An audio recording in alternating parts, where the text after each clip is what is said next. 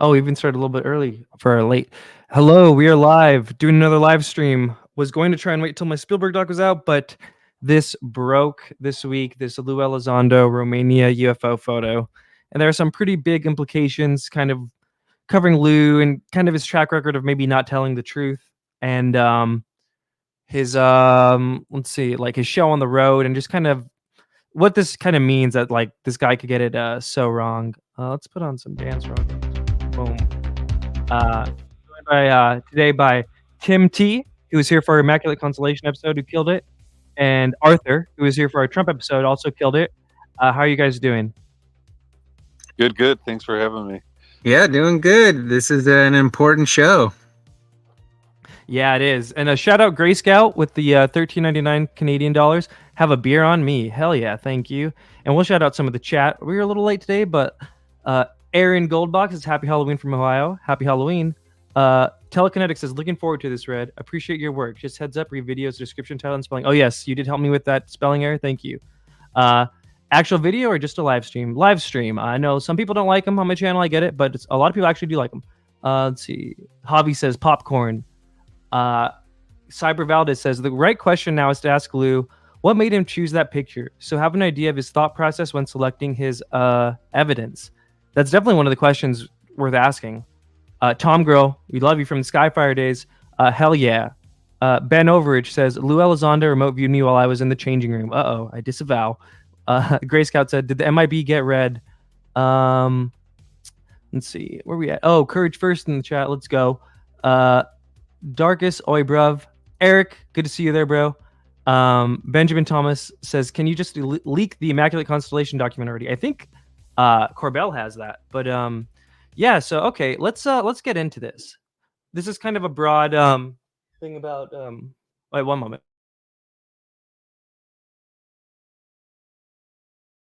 Sorry, I had something happen. But this kind of before we kind of get into what happened like this week with this photo and the backlash, I thought it would be good to cover. You know, this isn't the first time that Lue has kind of shopped around a fake photo, debunked photo, and also there's some other stuff that just kind of speaks to his whole general like he's a liar. And again, I do want to start by saying this. I personally am not going to be like you know, I personally have a lot of I do not like a lot of the things Lue Elizondo has done. I think he's actually a danger and a harm to the community, like a danger, like a physical danger, not even just on some like word stuff. But you know, a lot of people fell for it. You know, fell for this guy, and I personally think he's a con man at best. I don't know. Maybe some people think he's like doing this all for the government, but I think this is kind of an example of that. So before we kind of get to the events of the week, we're just gonna look at some things that have happened in recent history that kind of go towards this, like Lue's not so honest. And first things first. Lied. So this happened, and unfortunately, we didn't have this in time for our Stratton versus Lue Elizondo episode. And remember, Jay Stratton is Lue Elizondo's old boss at OSAP, right? And basically, there's been all these rumors, word on the street that like there's some kind of rift forming, mainly around this bigger topic that we're talking about tonight of like Lue Elizondo being a liar. And so here's the wife of the wife of Jay Stratton, Lue's old boss. These are some things she said in Discord about Lue Elizondo. And this is kind of like one of the many recent things that have just kind of called into question his credibility. Because remember, this is the wife of his old boss. So I would imagine it was kind of influenced by his old boss. And just kind of let's watch what she has to say, and then I'll get the panel's thoughts on it. Just so y'all know, for transparency, I regret ever telling people to trust Lue. If you want to review the documents presented, https://www.whosluemovie.com. I can stream it, but I might have to miss some of the stop points. Nope, not the director of AATIP, because AATIP was not a real program. Yes. The slides that Jay created, Mellon took and altered to say AATIP instead of the real info. And if you guys want me to pause at any point, by all means, let me know. But that was kind of a huge one that I didn't even know about. I think we have to go back. Yeah, I think it's important, and it also brings in Chris Mellon, so his name gets dropped too. So yeah, she says that because we already kind of heard that like Lue low-key forges documents behind the scenes and stuff like that. It's as crazy as it is to sound because he's like everywhere right now and he's like the face of all this stuff. But yeah, this is the first time I'd ever heard anybody be like Mellon actually modified or did some intentional deception around something. and she's saying that the ATIP slides Mellon took and altered to say ATIP instead of OSAP. So kind of building to this whole thing of like, for whatever reason, all these people are kind of willing to lie about what really happened with Lue in order to like fit a narrative. I don't know. What do you think about that one, Art? Yeah, I thought it was kind of a big. Well, I think all of these people knew about this from the very beginning. And, that'd be my guess. And that it's all for the greater good. I mean, that's how they sold it to these people. And then they got sucked into the lie, and then they committed, and they can't come out and criticize him without also looking bad themselves. Yeah, and I wish there was like more clarity specifically about the New York Times 2017 article, and why is it that Lue is the one that was really the face for all of this. And it sounds like George Knapp, there was some infighting that was happening that way, because it sounded like George Knapp, and I think this is what Stephen Greenstreet was saying, is he wanted to do the reporting on this OSAP program, but for some reason they wanted to use this ATIP narrative, and they wanted to use New York Times, obviously, because they thought it was like a bigger publication. It would have more views, more clicks. But for all of them to kind of be in on this lie, and then for Lue, I mean, this has never been addressed by Lue about why he can claim that he's the director of this program. It's strange to me that they're all willing to lie for some reason.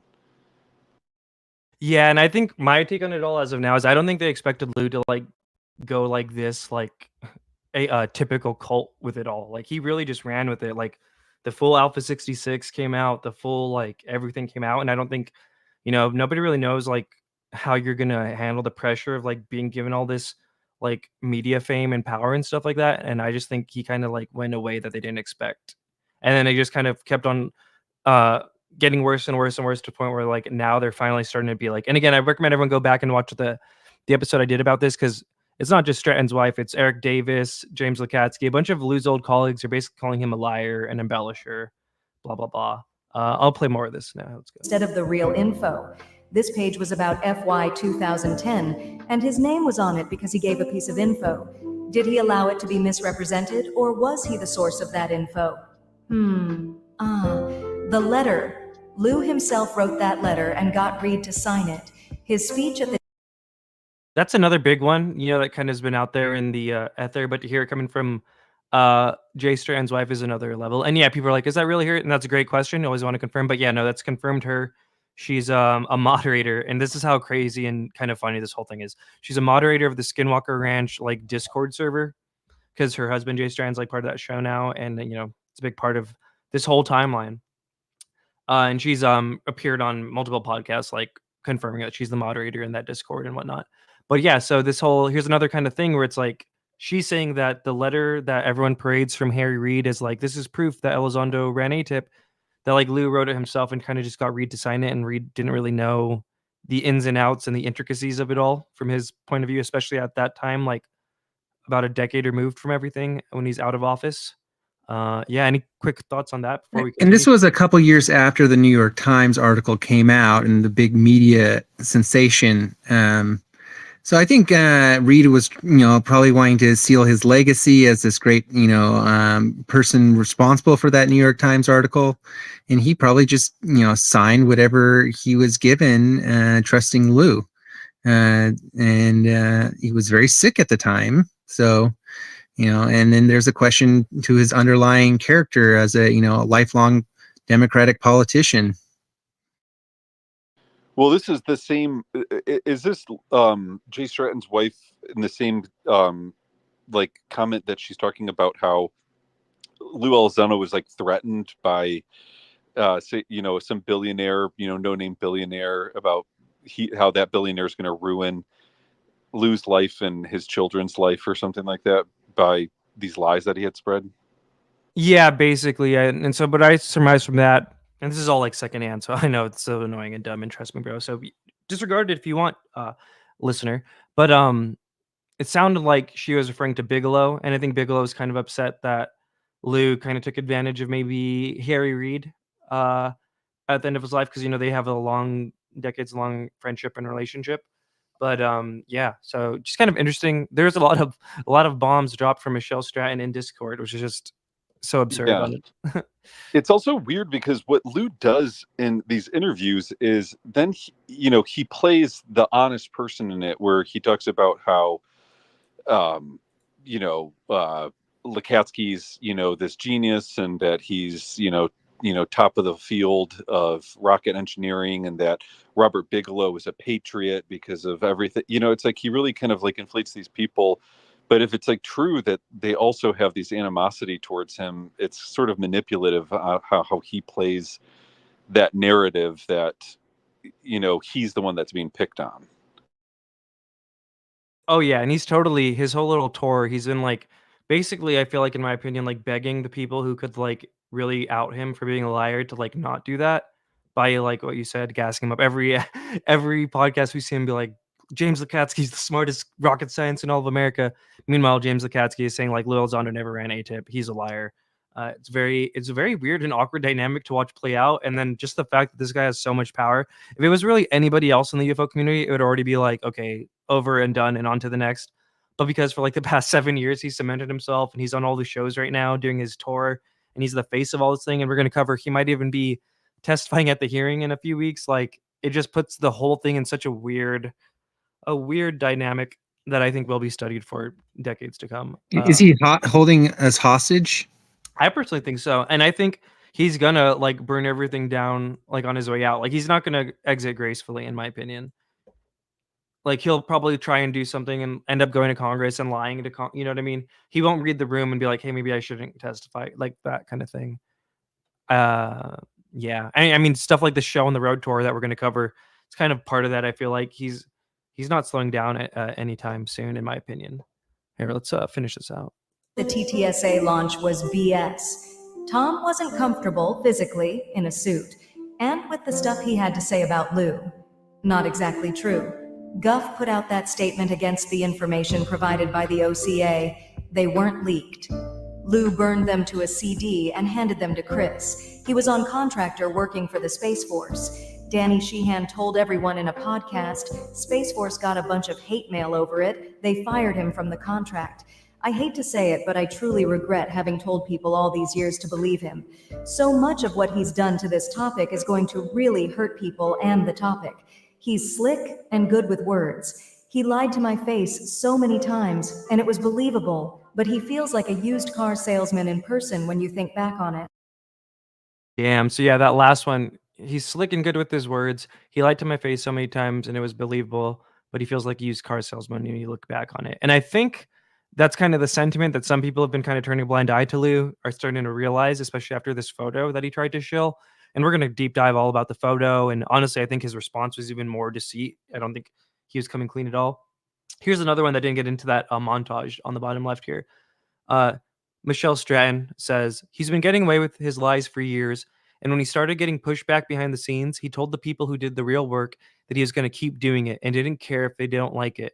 He's just that sure of himself being able to get away with it since he hasn't been held to account yet. So yeah, I mean, I guess that kind of goes into what I was saying about my assessment of what Lue's going to do. Like it seems like people behind the scenes have already been telling him like, hey dude, like you're lying about this, you're lying about that. I'm not cool with this. I'm not cool with that. And behind the scenes, he's just like, screw you to people like Stratton and Davis and stuff like that, let alone the public calls for like, hey, let's get better vetting. Hey, let's not associate with the worst harassers on this entire field.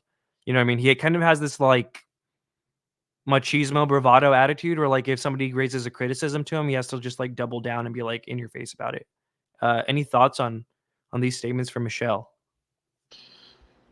Honestly, I mean, I have no proof to back this up or anything, but I from the beginning had never trusted him just based on his cadence and the way that he spoke. There was just sort of the snake oil salesman, she says used car salesman, which I think is like a perfect analogy too. But the way that he communicates, I think, is a very manipulative way of communicating, that there's something very disingenuous about the way that he presents his information. That's just my thought. And again, I don't want to like Army recruiter is another good analogy. Oh, that is a good one. Yeah, I fell for the Lue stuff too. So again, I'm not hating on anyone who fell for it, or if you're still in it, maybe you're right. But he's Has there been anything like this in ufology? You know what I mean? Like thinking back through the decades, like pre 2017, where someone at the helm was like maybe Greer and the fall off of Greer. But I know Arthur, you still like Greer, but even Greer was never like as like writing laws. You know what I mean? As he didn't have nearly as big of a pull as like Elizondo does on the modern UFO online. No, he never podcast got culture. on mainstream media. Elizondo gets on mainstream media all the time, which is a big red flag that I think points towards him having backing at high levels. Yeah, somebody says Richard Doty, and I totally think Lue Elizondo will be remembered as a modern Richard Doty. But even then, right, like Richard Doty wasn't on every podcast. He wasn't on Joe Rogan, the biggest podcast in the world, reaching like millions of people at one time. Richard Doty was only kind of behind the scenes, didn't have internet access. I think what we're witnessing is a really just interesting phenomenon, just from a sociological perspective, like separate of UFOs. But when you add the UFO factor, Corey Good was pretty big. David Wilcock and Corey Good, they were, in their heyday. Well, I think yeah, John Lear is another one that I kind of think of, where he used to do those little sit downs with George Knapp and would spew some of the most crazy crap that was kind of unchecked, but he had that backing of being a former CIA person and having connections to like the Lear family that he kind of, trumpeted on. yeah. So even then, right, and there's nothing really, I think, even close to what we've seen. Now we're No, just gonna this go. is a new era. I think that's a really great point to talk about, is that this is happening in a whole new era besides, all those previous guys, because you had to be kind of in the end circle of ufology to even kind of be aware of that circle of things. But now, I mean, when you're on a mainstream podcast like Joe Rogan, for 2 hours, spewing on that stuff, and then also a History Channel, I mean, that's a huge thing too. Yeah, and it was sad this week, in some of the spaces, hearing people, and maybe I'll elaborate more on this when we get to the actual picture. But people were like, "Dude, I've been telling my family about Lue Elizondo to like get them to finally take this seriously." And when I saw this photo this week and the response, it just is a bummer. Like I feel like I can't, like, because this is the guy that a lot of people, I think, I'm sure you guys can resonate with this. He broke through to the mainstream on some level. A lot of people were like, "Oh, my family like hit me up and sent me his Rogan interview because they know I like UFOs," like that kind of thing, right? Where they won't send him like a Grant Cameron one because that won't come across their radar, but he did. So him like having that presence and then doing stuff like this debunked UFO we're going to cover and other things, it's a bummer. Yeah. Yeah, see, that's the thing with him, is that even before the testimonials started to come out with Congress last year, and they had like Fravor and Grush and stuff like that. I remember talking with people beforehand, because again, it's sort of like the Christian Harloff stuff that we're going to get into, is that it's this whole new people that are getting into it without having this sort of back knowledge and this history of these figures like Doty, who manipulated people. And to me, I've become way more skeptical in this new era of these people that are coming forward, if they're not, in a sense, like a Edward Snowden or Julian Assange, where they're leaking these things that they don't want us to necessarily know about. Where I think there is something quite guided with what Elizondo does. Yeah, and when we get to the Christian Harlots too, I do want to cover that because they do like pounce on new media, right? And they like I know they give like literal briefings about me and Tupacabra and some of the issues we raise about the harassment to like anybody who gets new on the scene. But yeah, maybe we'll save that for a little bit. And just in case, sorry, man. He says the reason I don't like these live streams is because I don't know the context. So how is the UFO photo debunked? So in case I didn't say it in the beginning clear, um, uh, Lue Elizondo presented a photo this week at one of his paid paywall shows. Actually, I think we could just go back one real quick. This photo here at a paid paywall show, and it turned out being debunked. And his response to it and the community's response to it has all just, I think, been very noteworthy for a lot of people. This was like a big issue. They didn't expect this kind of flounder from a guy like Lue. But let's continue because this actually, believe it or not, wasn't the first time he did this. So this is back in, I believe, 2019. And at a presentation, look at back in the TTSA days. You see that, Arthur? Good times, huh? He presented this photo of the 1952 UFO wave over DC, which, by the way, I do think is a real event. And I do think there's a lot of compelling testimony. And it's actually on my docket for fairly soon, believe it or not, as far as my docket's concerned, of making like a real documentary, like not a stream, like a proper edited documentary. But this footage right here on the left, this is actually from a documentary from like the 2000s, a recreation. And in this presentation, and you'll hear it here, Lue says that it's a real photo, which I just think is kind of like, it just goes to show like you expect better than this, but this isn't the first time that this happened. 1950s, the United States had another very significant event over our nation's capital. Ora, nei primi anni 50 hanno visto un evento It's in Italy, by the way. That's why there's like this translator. molto significativo che si è svolto nella nostra capitale. Once again, these objects were identified both with the naked eye and then again on radar. Ancora una volta questi oggetti sono stati visti sia sul radar, sullo schermo del radar, che con gli occhi dei testimoni. And unlike Roswell, E a differenza di Roswell, many people had cameras and were able to take photographs. molti erano coloro che erano in possesso di macchine fotografiche e hanno potuto fare delle foto. And what you see here are real photographs along with the story, headline story that came out. E quello che vedete qui sono delle vere fotografie. We could stop it there because again, this is a super interesting case. I find, and somebody raised a good question. It's almost like Lewis coached to show that photo to discredit the movement, right? It's almost like for this case, you know, when I posted this on Twitter, people were all kind of like raging at me. They're like, "Hey, that's still a real event," and I totally agree.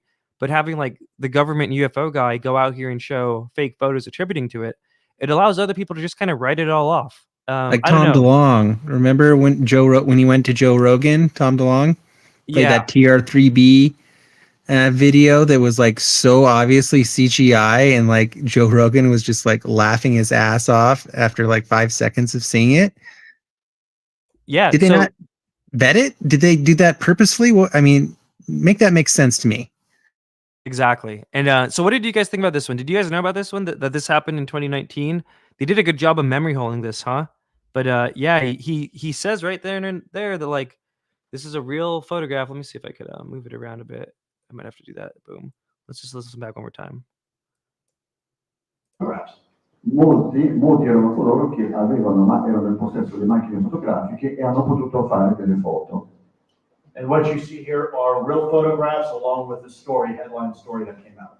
E quello che vedete qui So yeah, this is pretty bad, right? It's in my opinion, it's pretty much just as bad as the current one, but this one just kind of didn't go viral, and it ties into all this stuff too. Where like anybody who's been anything remotely critical of Lue has just been admonished by his like little fan club and the whole UFO media circuit. I don't know. Any thoughts on this one before we continue?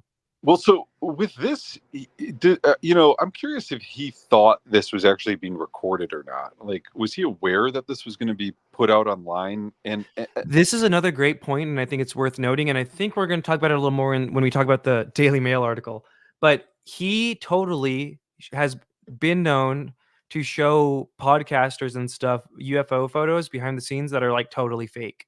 And I think to what you're saying too, the thing that made me think of it is there is a distinction of like what he shows in public and what he shows behind the scenes, quote unquote. And even when he shills his show on the road, which we're gonna see up here, he like bills it as like, these are things I can't show you like on shows. You know what I mean? So I think what you're saying is an important distinction. And I don't think he thought he was being recorded. And I don't think he thought he was being recorded at his other show. And I think that's why he's more like willy-nilly, or whatever the word you want to use with it is, when it comes to these like backroom things. And what I always tell people too, and actually maybe I should pull that. Maybe I will pull that. Is that like you never want to be in a position where you're getting this like backroom information from people, because that's like the prime spot for manipulation from like IC people. Real quick. Yeah, let's do this real quick. Can you see this? This is me back on Jesse Michaels back in the day. Red Panda Cool. Let's see if you could hear that. Everything that is in my videos, you can find somewhere else. Let's go right there. Boom. Everything that is in my videos, you can find somewhere else and like sourced. You know what I mean? Yeah, you're a curator. To discuss this, I invited my friend Red Panda Koala over. I'm not in a position where it's like people are telling me secrets for my own safety and security. I don't want to be like known as like. Yeah, you don't want. Yeah. So that point being is like, even back then, that was like 2 years ago, even before I was really blackpilled on Lue, I'd already kind of heard that like, and I've seen people, the way they act in this field when like they think they have some insider info, it just like, I don't know, it flips this weird switch on people. I don't like it. I don't like to be in that position. So yeah, I think I don't know. Do you get what I'm saying, Tim? Of like why I bring that up when you're saying like, I don't think he thought this was recorded. He's giving the public one thing, and then behind the scenes giving all these other people a bunch of bull crap, in my opinion. You know what I mean? Oh, totally. And when it gets to the one from this recent discussion too, the question that I'm going to have too is, do we know who put that video out of him talking about this chandelier video? I mean, or his UFO in Romania, like that one. Do we know who put that online at all? Green Street. Yeah, but I don't. I think someone at the show recorded it. Okay, because I'm just curious about that too, about that coming out, like, and whether or not that person has spoke about it, because did they release that because they thought that was also absurd, or what the I'm just curious with those events, like, do they make people try to lock up their phones, or I wonder if those are going to change for his future talks and his future discussions or whatnot. So it's we'll perplexing. See. Yeah, we'll see. What do you any thoughts, Arthur, on this 1952 photo in Italy that he tried to pass off as real? Do you think he thought it was real? Did we? I'll be give him the benefit of the doubt. I'll go easy on him on this one. That he thought it was real, and it wasn't. And he didn't do his due diligence. Yeah, and somebody said something. Oh yeah, 78 Hector here says, did you see? Did you guys hear Ryan Bledsoe talk about Lue yesterday on Third Eye Drops podcast? He called out Lue for being sneaky to his dad. And actually, yeah, I do think I have that. If you give me 1 second, I can pull that up too real quick. Just while we're getting on this like Lue sneaky train. Okay, here we go. I think I got it right here. Can you guys see this? But then on the other hand, yeah, cool. And Lue Elizondo, who has interacted with my dad in private, in person, and says, Chris, we believe you. We have your back. What you're doing is so important, and all this blah, blah, blah, blah, blah. And then publicly acts like he barely even knows us and acts like he can't substantiate we're telling the truth. And then writes a book and goes and says that there are certain color orbs that are evil and they'll kill you, so stay away. And we could go on and on and on about the government agenda and how they act to us in private, and then how they talk about this stuff in public. And they're not congruent, which is why I say what I say about the government and their agenda, but that's another conversation. So yeah, there's that great suggestion, 78 Leadhead. I actually just had that right up there ready to go. So yeah, it kind of just goes to speak to this whole like public face and private face of these people. Beats and Meat says, the Honorable RPK, what would be Lue's motivation for pushing an easily debunkable photo when it could easily destroy all of his credibility? That's a great question for the panel. What do you guys think, right? Because he has to know that like the internet, especially like the UFO community, has got like a crazy amount of like insane research ability and like, you know what I mean? I think it comes back to he doesn't know that these were being recorded or that they were going to be published online. And I think that's what it comes back to, is that he can manipulate a group or, whoever he's having this conversation with in the audience there without really thinking that there's going to be a wider audience that's going to see it to be able to critique it. I mean, that's partly what I come to think about. Yeah, so then that just kind of goes to show like the level of snakiness, right? Like in your view of the situation, right? And none of us really know for sure. And I like that we kind of I probably agree with actually yours, but like it means like he knows that these are BS and he just wants to be doing a position where like, that's why he didn't show this one on Rogan. That's why he didn't show, you know what I mean? He just doesn't care, right? Yeah, and is there a photo of like I thought I remember seeing in like an old documentary, like there was like a black and white photo of the lights in 52, but maybe that was also created for something. Yeah, that one was in a photo also. I know what you're talking about. It's actually right there. You could see it a little bit on the top right there. That was like it was like a drawing thing. But again, like that is a really interesting case. I think that case is like probably top 5 for me. Right. It's super interesting, super interesting, and yeah, it kind of like diminishes the whole thing when Lue does this. What do you think, Art, to this question? What would Lue's Well, motivations for pushing an easily debunkable photo when it could easily destroy all of his credibility? it's hard to say because if you go back to Tom DeLonge and Joe Rogan, that was for a wider audience and that was a fake video. And then you go to the TTSA launch with the balloons, the silver, UFOs. They were like, they called them Nimitz UFOs or something like that. Those were balloons. That was for wider audience too. So maybe they're purposefully injecting fake shit just to cause, chaos and discredit the whole field. Maybe that is what they're doing. I think with the Tom DeLonge thing too, he's got a same sort of energy and a vibe of Jeremy Corbell, where they want to believe so bad that I think it's kind of easy to manipulate them. Where I almost think with that Rogan one with Tom DeLonge is that I think Tom really did believe it. Like I think these people tell him something, and it's again this trust me, bro. I have these credentials. I'm in the government, and go with it. And Tom's already wanting to believe it so much that he's easily susceptible to believe it. Yeah. Let's see. Some of the people in chat said, GJ Tom Hanks says lazy. Ames said he had too much Chardonnay. I honestly think I'm not even trying to knock people who have a drinking problem. I do think that plays. I think that plays into a role in some of this stuff, dude. Actually, I have something up next that is going to be great for that comment. Gray Scout says hubris. Brave New World says, I mean, Corbell puts out crap videos all the time and gets away with it. Does he though? I feel like actually, kind of right. He does get away with it a little more. Saber says Lue is just that bad at identifying UAP is the answer. He and his group has constantly pushed basic mistakes and bad physics. Michael Padilla says there are no photos of 1952 flap. Okay, yeah. All right, so yeah, great question. We're gonna continue along. Here's another one. This comes from Green Street. I guess he lied on CNN back in 2021.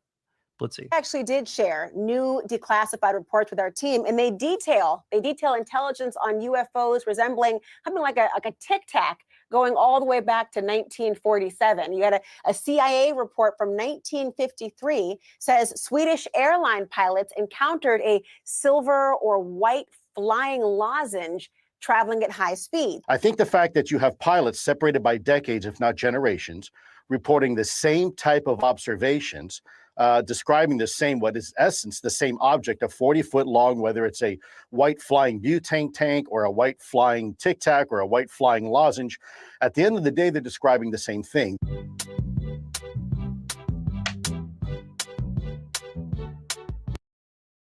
Yeah, shouts out Green Street on the edit for this one. He put this one up on Twitter. I think definitely worth following. Just you guys want to have the plethora of information in this space. Yeah. So yeah, what do you guys think of this? The report was actually declassified in 1978. Damn, I guess let's just let it play out.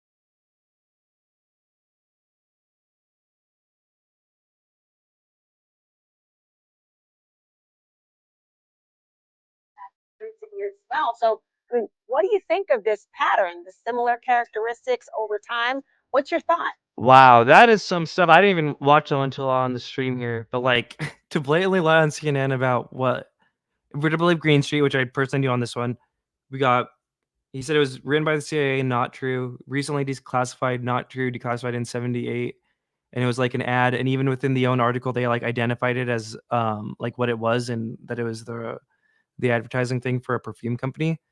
That's pretty bold. What do you guys think of this one? This Lue lie. Where the fuck is CNN to fact check this? I mean, right? It's crazy. That blows my mind that she's just taking this guy's word for it when the information's in front of her face. Yeah, it's actually concerning, dude. It's concerning that they just ran with it. and even in the document, like, he gives them, like, if you just read the rest of it, you know what I mean? Like, it kind of tells you, but also doesn't that kind of speak to Lue's, like, cojones, if you will? Like, I would be nervous trying to pull some stuff like that. Like, I don't know. Why Yeah, would you well, be nervous if you had backing and you know you were in a safe place at CNN? well, I think that's it. And then the other thing is we already kind of see how he pulls back on when he's called out for using fake shit. You know, he sort of plays the little victim card, is that, you know, he was manipulated and blah blah blah. So I think for him, he can kind of work within that realm of doubt, and it plays in his favor to some extent.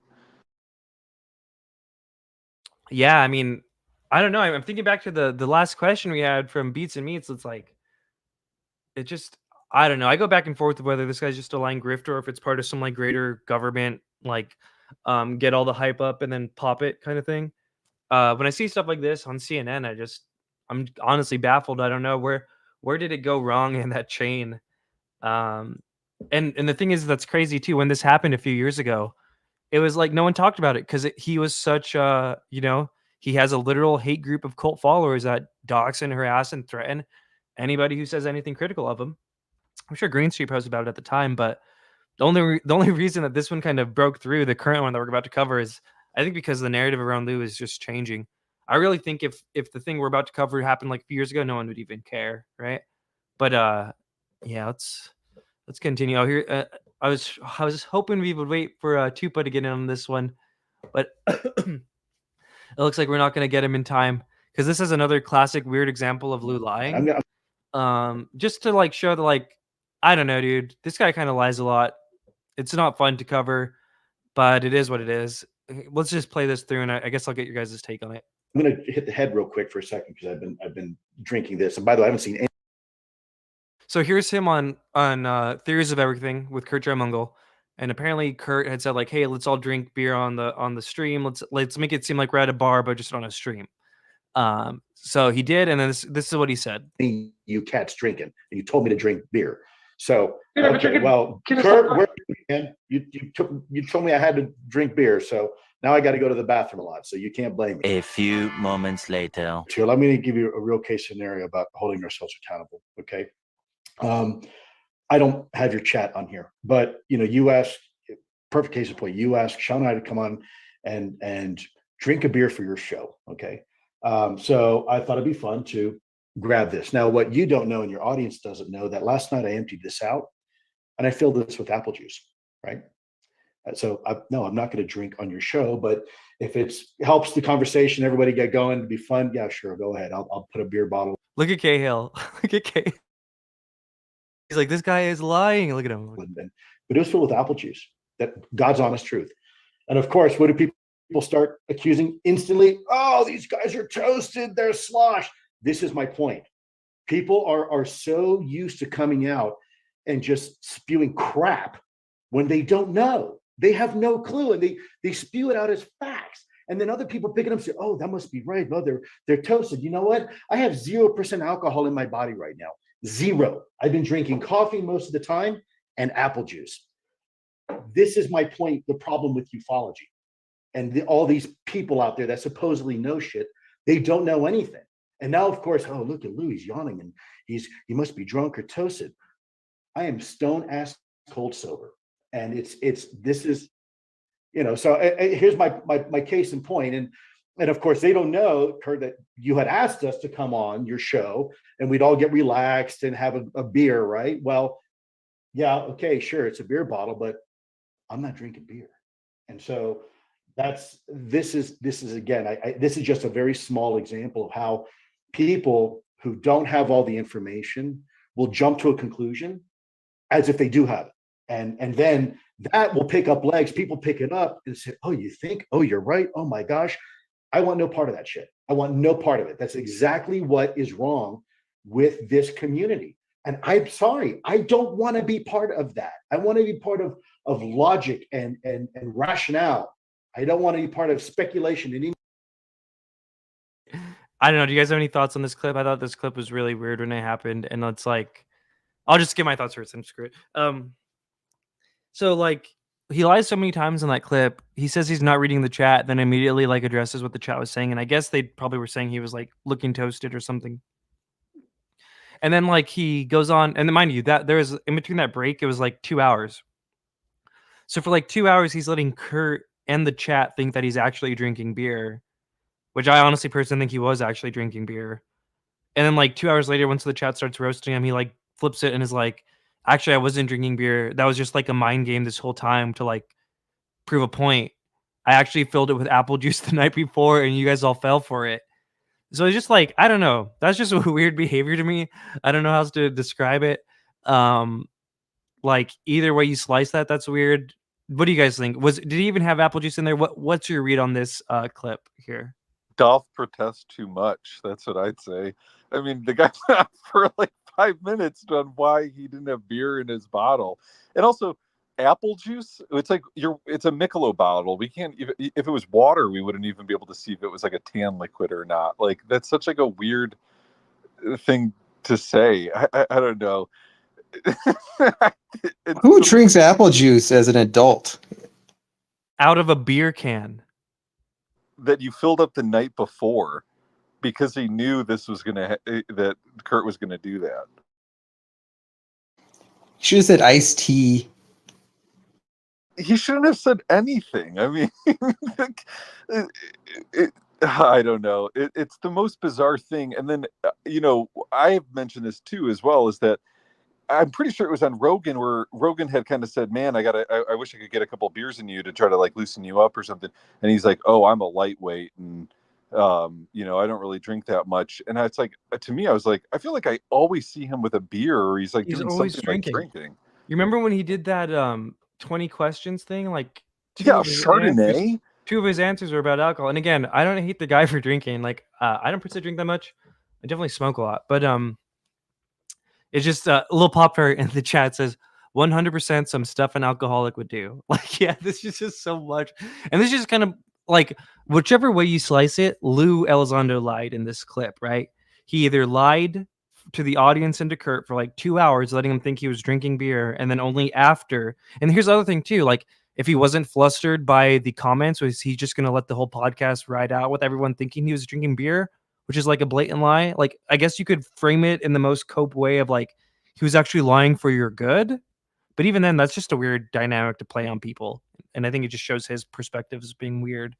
Yeah, he's lying on top of a lying. And wasn't it shown too that Lou and that other guy were in the same house together too at the same time? Like, yeah, he was. And I didn't include it in the clip, and I should have. And maybe I'll probably repost it with that. But yeah, he like when he leaves, he goes to the bathroom. He's like behind him in the mirror. It's very funny, actually. Let me see. Keep talking, and I'll see if I can find the little background, because that's worth. Yeah, who is the other guy that is in there? He's like, that's Sean Cahill, his one friend, who is basically one of the Nimitz witnesses, and yeah, that's who he was talking to. Was he drinking a Michelob as well? I guess I can't remember seeing in the. No, I don't think he was. There's a bar behind him too. There was a bar behind him. Is that what you said? All right, look at. Here's what you're talking about. It's all janky, but here's where he walks behind him after he leaves here. Interaction at this point, because we're saturated with interviewers, saturated with with questions and stuff. And so, whoa, who was that? Who's that? Look at the mirror. For me, I just let's just run that back one more time. That's pretty funny. I'm glad we did. Interaction at this point, because well, actually, let's just do the right. Let's do it. Let me just show you guys what actually happened here. Well, is he in a bathroom? So look, I'm gonna edit it on the fly here. But here we go. Head real quick for a second, because I've been drinking this, and by the way, I haven't seen any of you cats drinking, and you told me to drink beer. So okay, well, Kurt, he has a Michelob too. Drink beer, so now I got to go to the bathroom a lot, so you can't blame me. And then that's when we go to this. Saturated with interviewers, saturated with with questions and stuff. And so, whoa, who was that? It looks like Lou. It reminds me of like the Bigfoot video or something. You know what I mean? Man, hilarious. I'm glad you brought that up. But yeah, so what does that say about Lue? Sloppy drunks. That's what I think. Yeah. What about you, Arthur?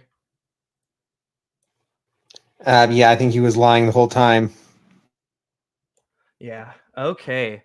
Well, He was that other guy was drinking a Michelob as well. Few moments later. Here, let me. I just want them on the thing. He was though. Okay, so yeah, probably even more of a lie from Lue about It's the I know. beer. So they both cracked a beer at the same time. I'm guessing. Like, there's no way that's apple juice. Why would you say there's apple juice in it? That's I just got to revert to what Lil Pop-Tart said, and like that's 100% something an alcoholic would do. Stoned Ape, friend of the show, says the Dawdleston computer could only work with the quantum computer. Oh shoot! Well, we're in the mix here. Okay, we're gonna continue along. So kind of like leading into what did Lil Pop-Tart send me on Twitter or something? Okay, yeah, he did. Thank you, Pop-Tart. So kind of like leading into this hype train for this show on the road, and we had to cover this, right? We had to cover this because he does hype it up on his first ever Twitter space. So before we get to the question, which I have next, which is where he's like shilling his thing on the Twitter space, here's one of the questions. This is just a little sidebar on the general harassment beat. That like he look the smile on his face when he hears Milk Fart, one of the worst serial harassers in the whole community, who you guys will all be hearing about more. If you're not plugged in on this, I get why you'd want to tune out for this part, but let's just watch this part. And it's interesting because it ties into this whole like end of the world stuff, and it ties into the whole like what people are being told behind the scenes to like activate them, whether they're being shown some fake photo or told that the world's going to end or something. User is brilliant, so 10 points for that. This is from King Milk Fart, and they say, how do you feel about a supposed impending event that is coming? Do you feel anxious, happy, excited? How do you feel? Well, first of all, great question. Almost a trick question. Very, very clever. Very, very well worded. There's been a lot of talk about something happening. I am aware through certain channels of that same discussion. It may not necessarily be the exact dates that people are thinking right now. And quite frankly, we're not really quite sure what to think of it. Right now, there's a lot of innuendos and rumors going around. There is some discussion behind closed doors about maybe something occurring. But let me preface here. Before people start running to the hills and say, oh my God, Lue just said that something's going to happen.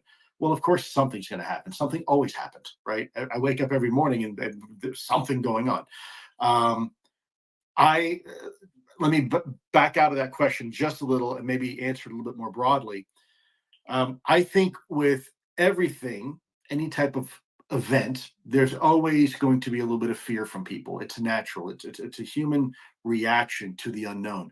But let's keep in mind that also with that comes a lot of opportunity, right? The first time we ever flew a plane probably was pretty scary for the Wright brothers. I imagine, hey, this thing actually going to fly? Right. And the same thing holds true when the first person like Chuck Yeager, broke the sound barrier.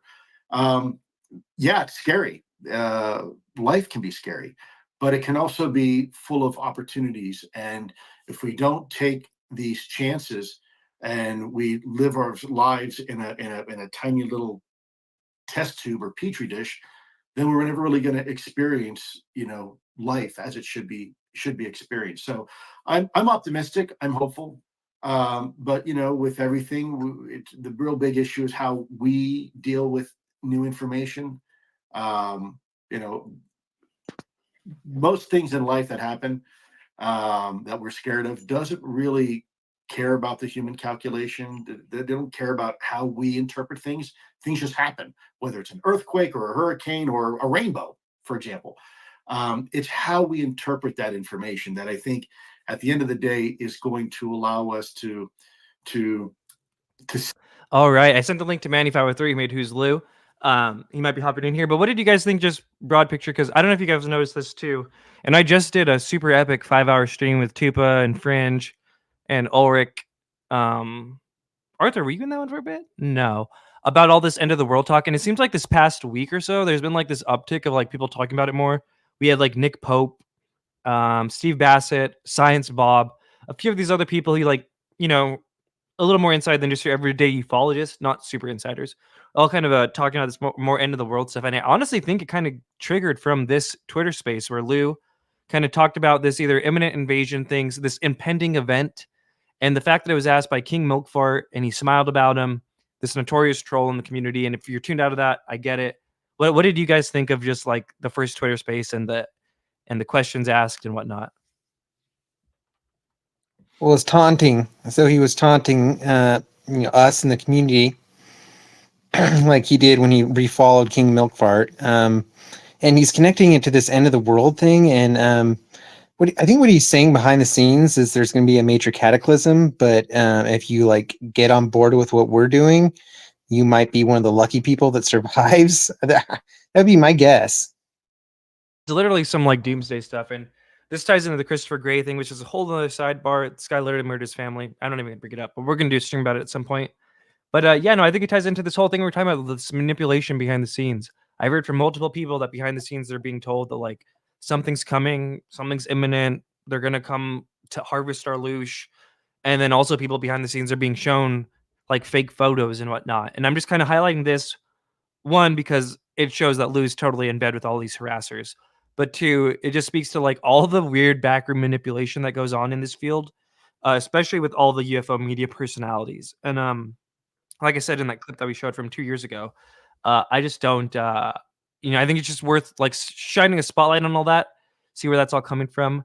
Tim T, you have any thoughts on this? And we do have Manny up here now too. Woo. Yeah. Hey. I just kind of, I totally spaced out when he started to just continue walking. The only thing I took away from that is after, he kind of like did this weird praise for KMF and like how he asked the question, where it was almost like KMF already knew the answer in a way and was trying to get Lue to say it in a certain way, and like Lue knew that. I don't know if you like play it back. It's weird how he like responds to the question, where he's like, "Oh, it's very smart, very smart." I just thought that was bizarre. Yeah, it was almost like they had talked about this back channel, which I would imagine.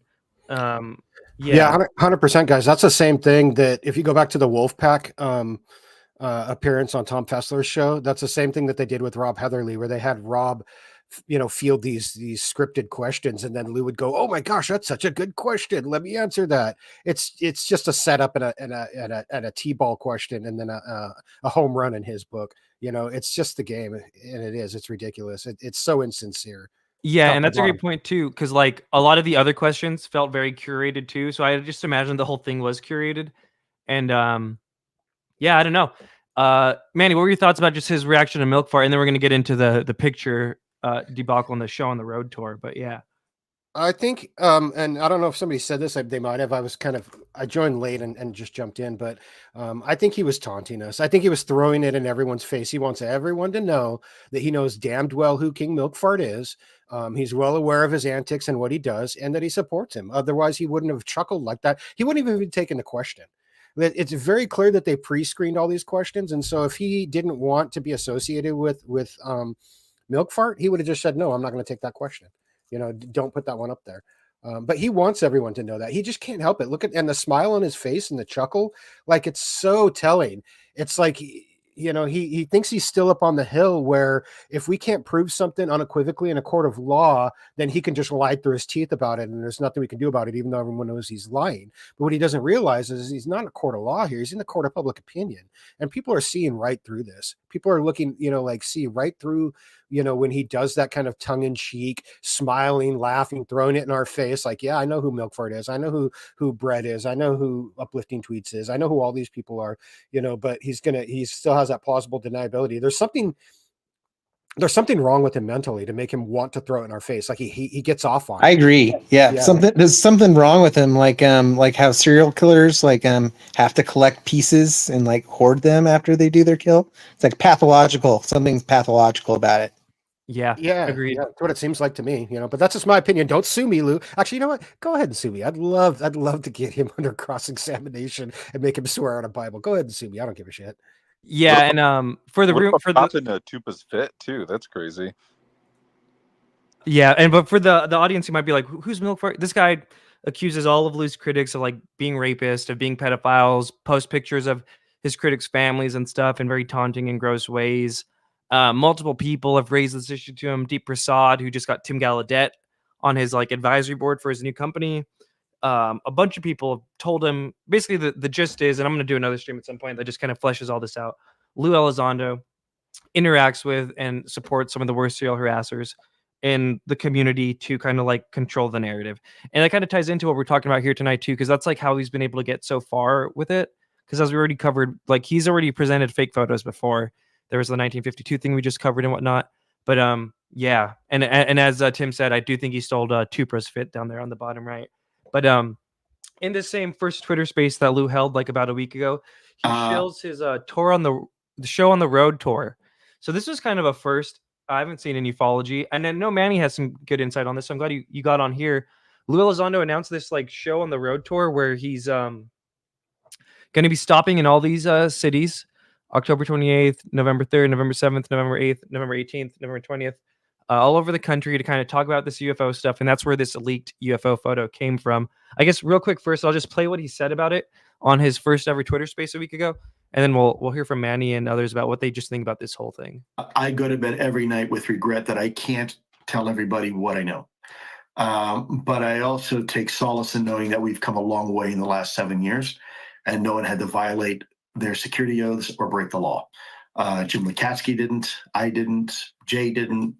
There's a right way and wrong way to do things. Anybody who's read my book will see the redactions that the Pentagon put in there. I did my best to try to keep it unclassified, and yet still there were portions that the Pentagon did not want people to read.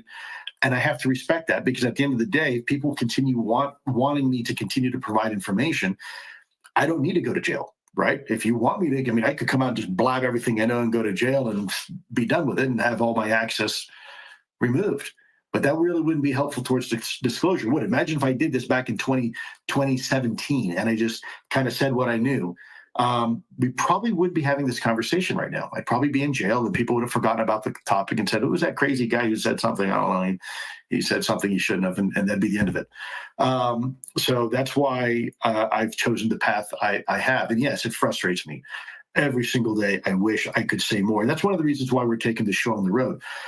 Let's not forget, folks, that for the last 7 years, we've been working off of a very specific blueprint, right? And it's the 5 pillars of engagement. It's legislative engagement, executive level engagement, international. I just want to pause right there because like he says like, I wish I could tell you more. And then he says that's one of the reasons we're taking this show on the road. I just find that to be very manipulative. Like there's really nothing he could say. And it kind of just goes to show the conversation we had earlier where like he's purposely showing kind of like the crappier photos behind the scenes to podcasters and behind the scenes on these like backroom shows where like he doesn't think he's going to be recorded, which is just super manipulative. Manny, you want to get in on that? Yeah, he's done that before. You know, like a couple of years back, there was a Cuban sphere video that he found that he was showing everyone behind the scenes as if it was some sort of top secret classified piece of material. And then when it finally did get leaked to the public and was crowdsourced, it turned out that it had been on YouTube for several years and had been uploaded to Reddit, which is where he found it.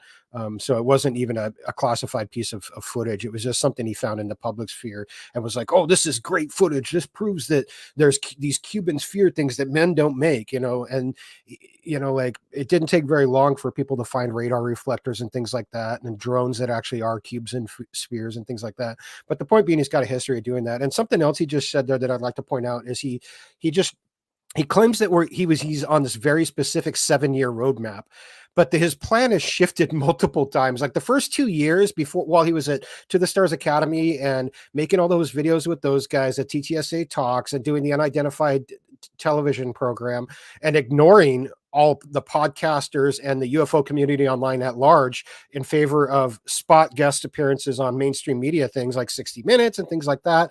That was completely plan A, and that had nothing to do with his pillars of engagement, as he calls it, where he was engaging the media and Congress and all that. As everyone is damn well aware of, that whole push didn't start until after 2020 when he joined social media and when they started the big phone home and things like that to start lobbying Congress. That was a completely different plan. So here he is just completely rewriting history, his revisionist history, with some kind of, you know, like to where he hasn't made any mistakes and everything's going according to plan. But, you know, they've changed their plan a few times over the years, and you see it shift subtly sometimes and dramatically in other ways. And that's just one of them. And I hope people are aware of that. yeah, he's just rewriting history here and making himself look like a hero when actually he's not. You know, he hasn't done shit. But take credit for other people's work, in my opinion. Or like spread bad things. Like people think I'm a Lue hater. This is the quote I thought of today that was like powerful. No, I'm just kidding. But it's like, I don't hate Lue. I love ufology and want to see it succeed, right? And like we can't have this madman at the helm acting in horrible ways to the community and also promoting all this fake stuff and lying. Like it's not a good look. It's crazy that. Well, what exactly does he bring? You know, because he takes credit for the congressional interest, which is great. So does Tom DeLonge. So does Jeremy Corbell and George Knapp. So does Christopher Mellon. So does everybody. They all take credit. Gary Nolan does. Hey, I'm the one. I'm the reason. You know, Jay Stratton's going to say that soon. I'm the reason. You know, like at some point we got to be like, look, like either you guys are part of an organized conspiracy and you're all guilty and you're all responsible and guilty, or some of you are lying and trying to take credit. Like, what has Lue Elizondo actually done for ufology in the last 7 years? I mean, let's really dive into it. His book was hot garbage. There was nothing in there that is going to push the needle any way, shape, or form. I mean, there was nothing in there that was revelatory, new, or fresh. It was just him telling a bunch of stories that he had heard from Hal Puthoff and other people, and in some cases putting himself into them.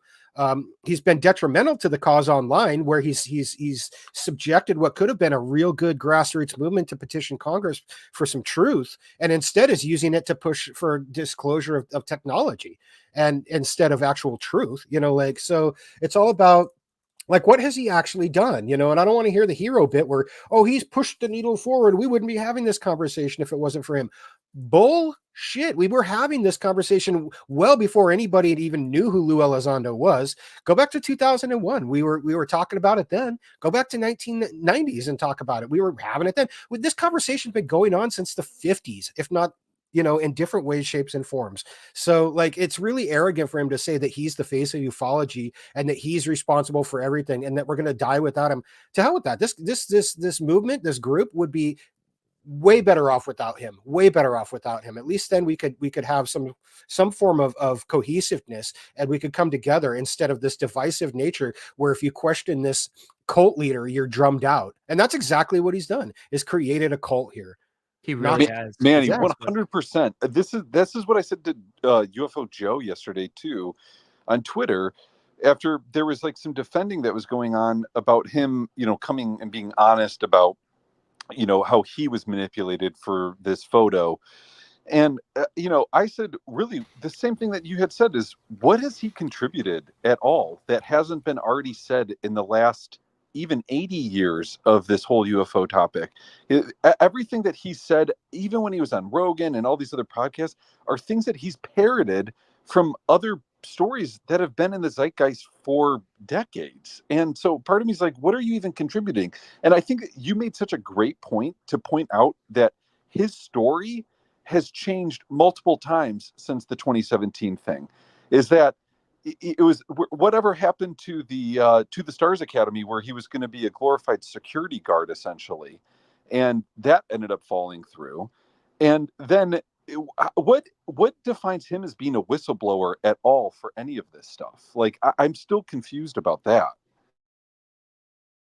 It's the goatee. Welcome, Tupa, by the way. You missed the beer clip, Tupa. I'm almost tempted to replay it, maybe at the end. Apple juice, folks. Everyone grab your bottle of apple juice. Every time Lue says UFO or UAP, you got to take a shot of apple juice. Dude, I'm going to sell a brand of apple juice in beer bottles and call it Lue's Brews, and it's gonna sell out, dude. I'm glad I popped in here during the side-by-side comparison of Lue's outfit and my avatar. Wild. Do you think he took it, right? Yeah. I mean, the fashion police have already contacted me. I declined to press charges, but I mean, they're aware. You're winning a case. The fashion police district attorney in Pittsburgh is taking it into her own hands. Okay, let's continue along here. So this is from Lue's first stream, and this is why it's all kind of important, because I think Lue going to testify. So he said this like two or 3 days ago, or like 2 or 3 days before his show on the road started. Here's what he said. It's a short clip. There's a lot happening, folks. There's a lot happening. There are, there's a chance I may be testifying here soon. I won't go into details. Okay, so now if we look at this schedule, right? Let me pull this up a little bit so we can maybe see a little better. Okay, So we have October 28th. This was the one where he totally shit the bed and showed the fake photo. We haven't even had the second show yet, guys, and it's already caused. We're just on show 1, and then show 3 is November 7th, November 8th, and then there's this gap, right? And the hearing is on November 13th. So he's gonna be in Florida on November 8th, and then on November 18th he's gonna be in is that Maryland? Missouri. So kind of in the eastern part of the country.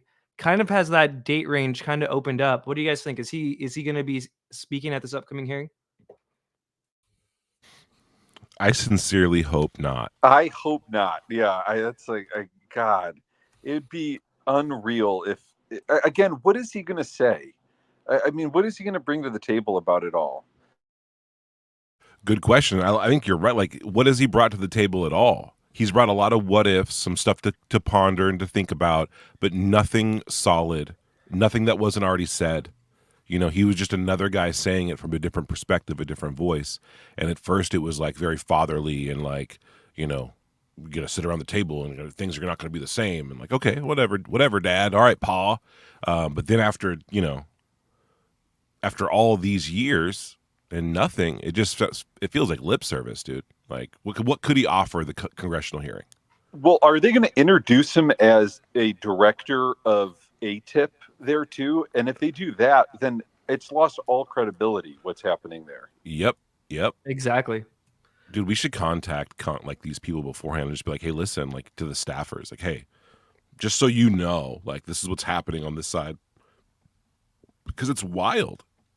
I think we are going to do that, and Arthur did propose that, and shouts out Arthur for coming up with that. I did actually wait, real quick. I forgot to hit up this one. Courage first. Lou is filling my ears with farts. Not a fan. Yeah, thank you, Courage, for the $50. You do not like milk fart either. Courage first knows what's going on with the whole milk fart situation. You missed that part too, Tipa. But yeah, I'm with you guys. Like, it's just gonna hurt. Like, imagine. And also, we're actually now about to get into the photo an hour in.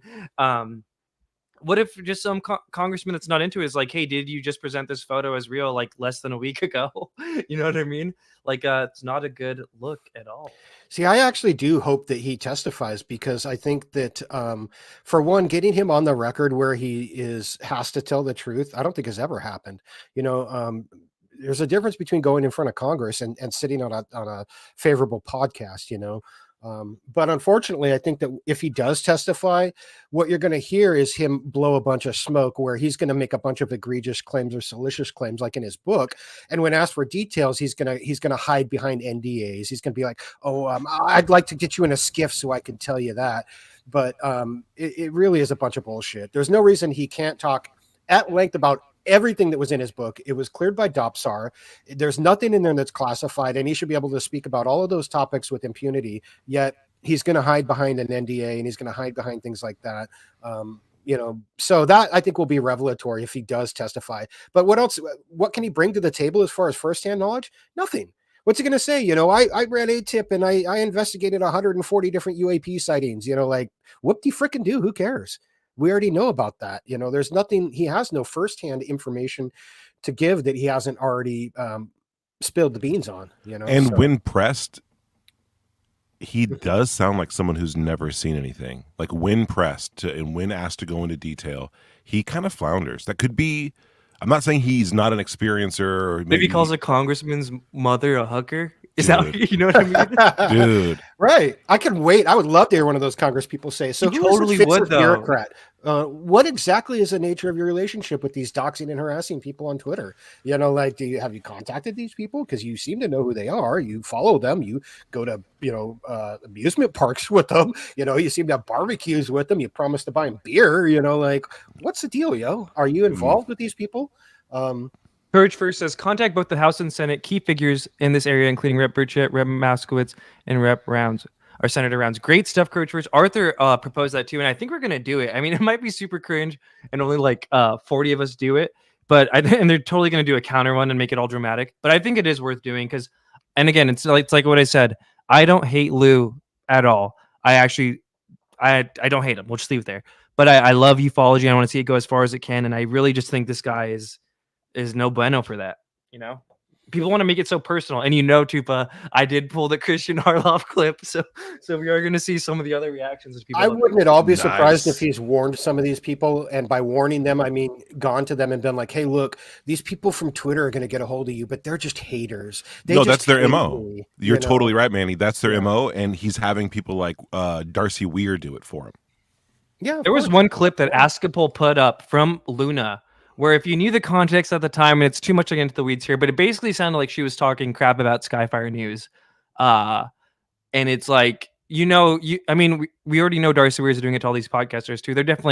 We're definitely on a blacklist, I think, for some of these congressmen. No, Luna was, because we reposted something from the Eric Burleson interview because I got to ask him a question, and then they said that we stole that content from Askapol, and then when Askapol Matt was in person with Luna again, you hear it in the recording, like, hey, I hear people are stealing your work. That sucks. Like stuff like it was like that. It was like the same week too that they were all Yes. falsely accusing us of stealing. Yeah, sucks, man. You know, a couple of years back, I tried to do something like this, and it was back when Gallagher and all those people were investigating things. He's gone now, but I think it was like 4 weeks calling Rubio's office, Andre Carson's office. I even went so far as to call oh god, I can't remember her name now, the one who put Tom DeLonge on blast for his stock scheme in Congress.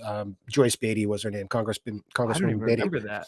Yeah, I've got a clip of that. It's really funny. They're talking about how there needs to be a reform for the public stock offerings for these types of stocks that they were offering, and she's like, and she is saying like, these are the types of businesses that are abusing these things. You know, we've got marijuana growers and cannabis farms, and then now we've got my personal favorite, which is a rock star who wants to study faster than light travels and UFOs, selling these scam junk stocks to public investors, and she used him as an example of why they need to reform the Regulation A+ stocks on Capitol Hill. It was really interesting.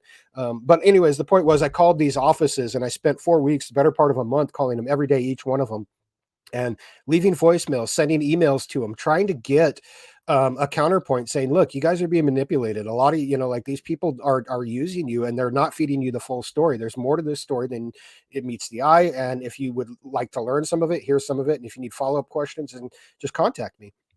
And you know how many of them ever called me back? Not a one.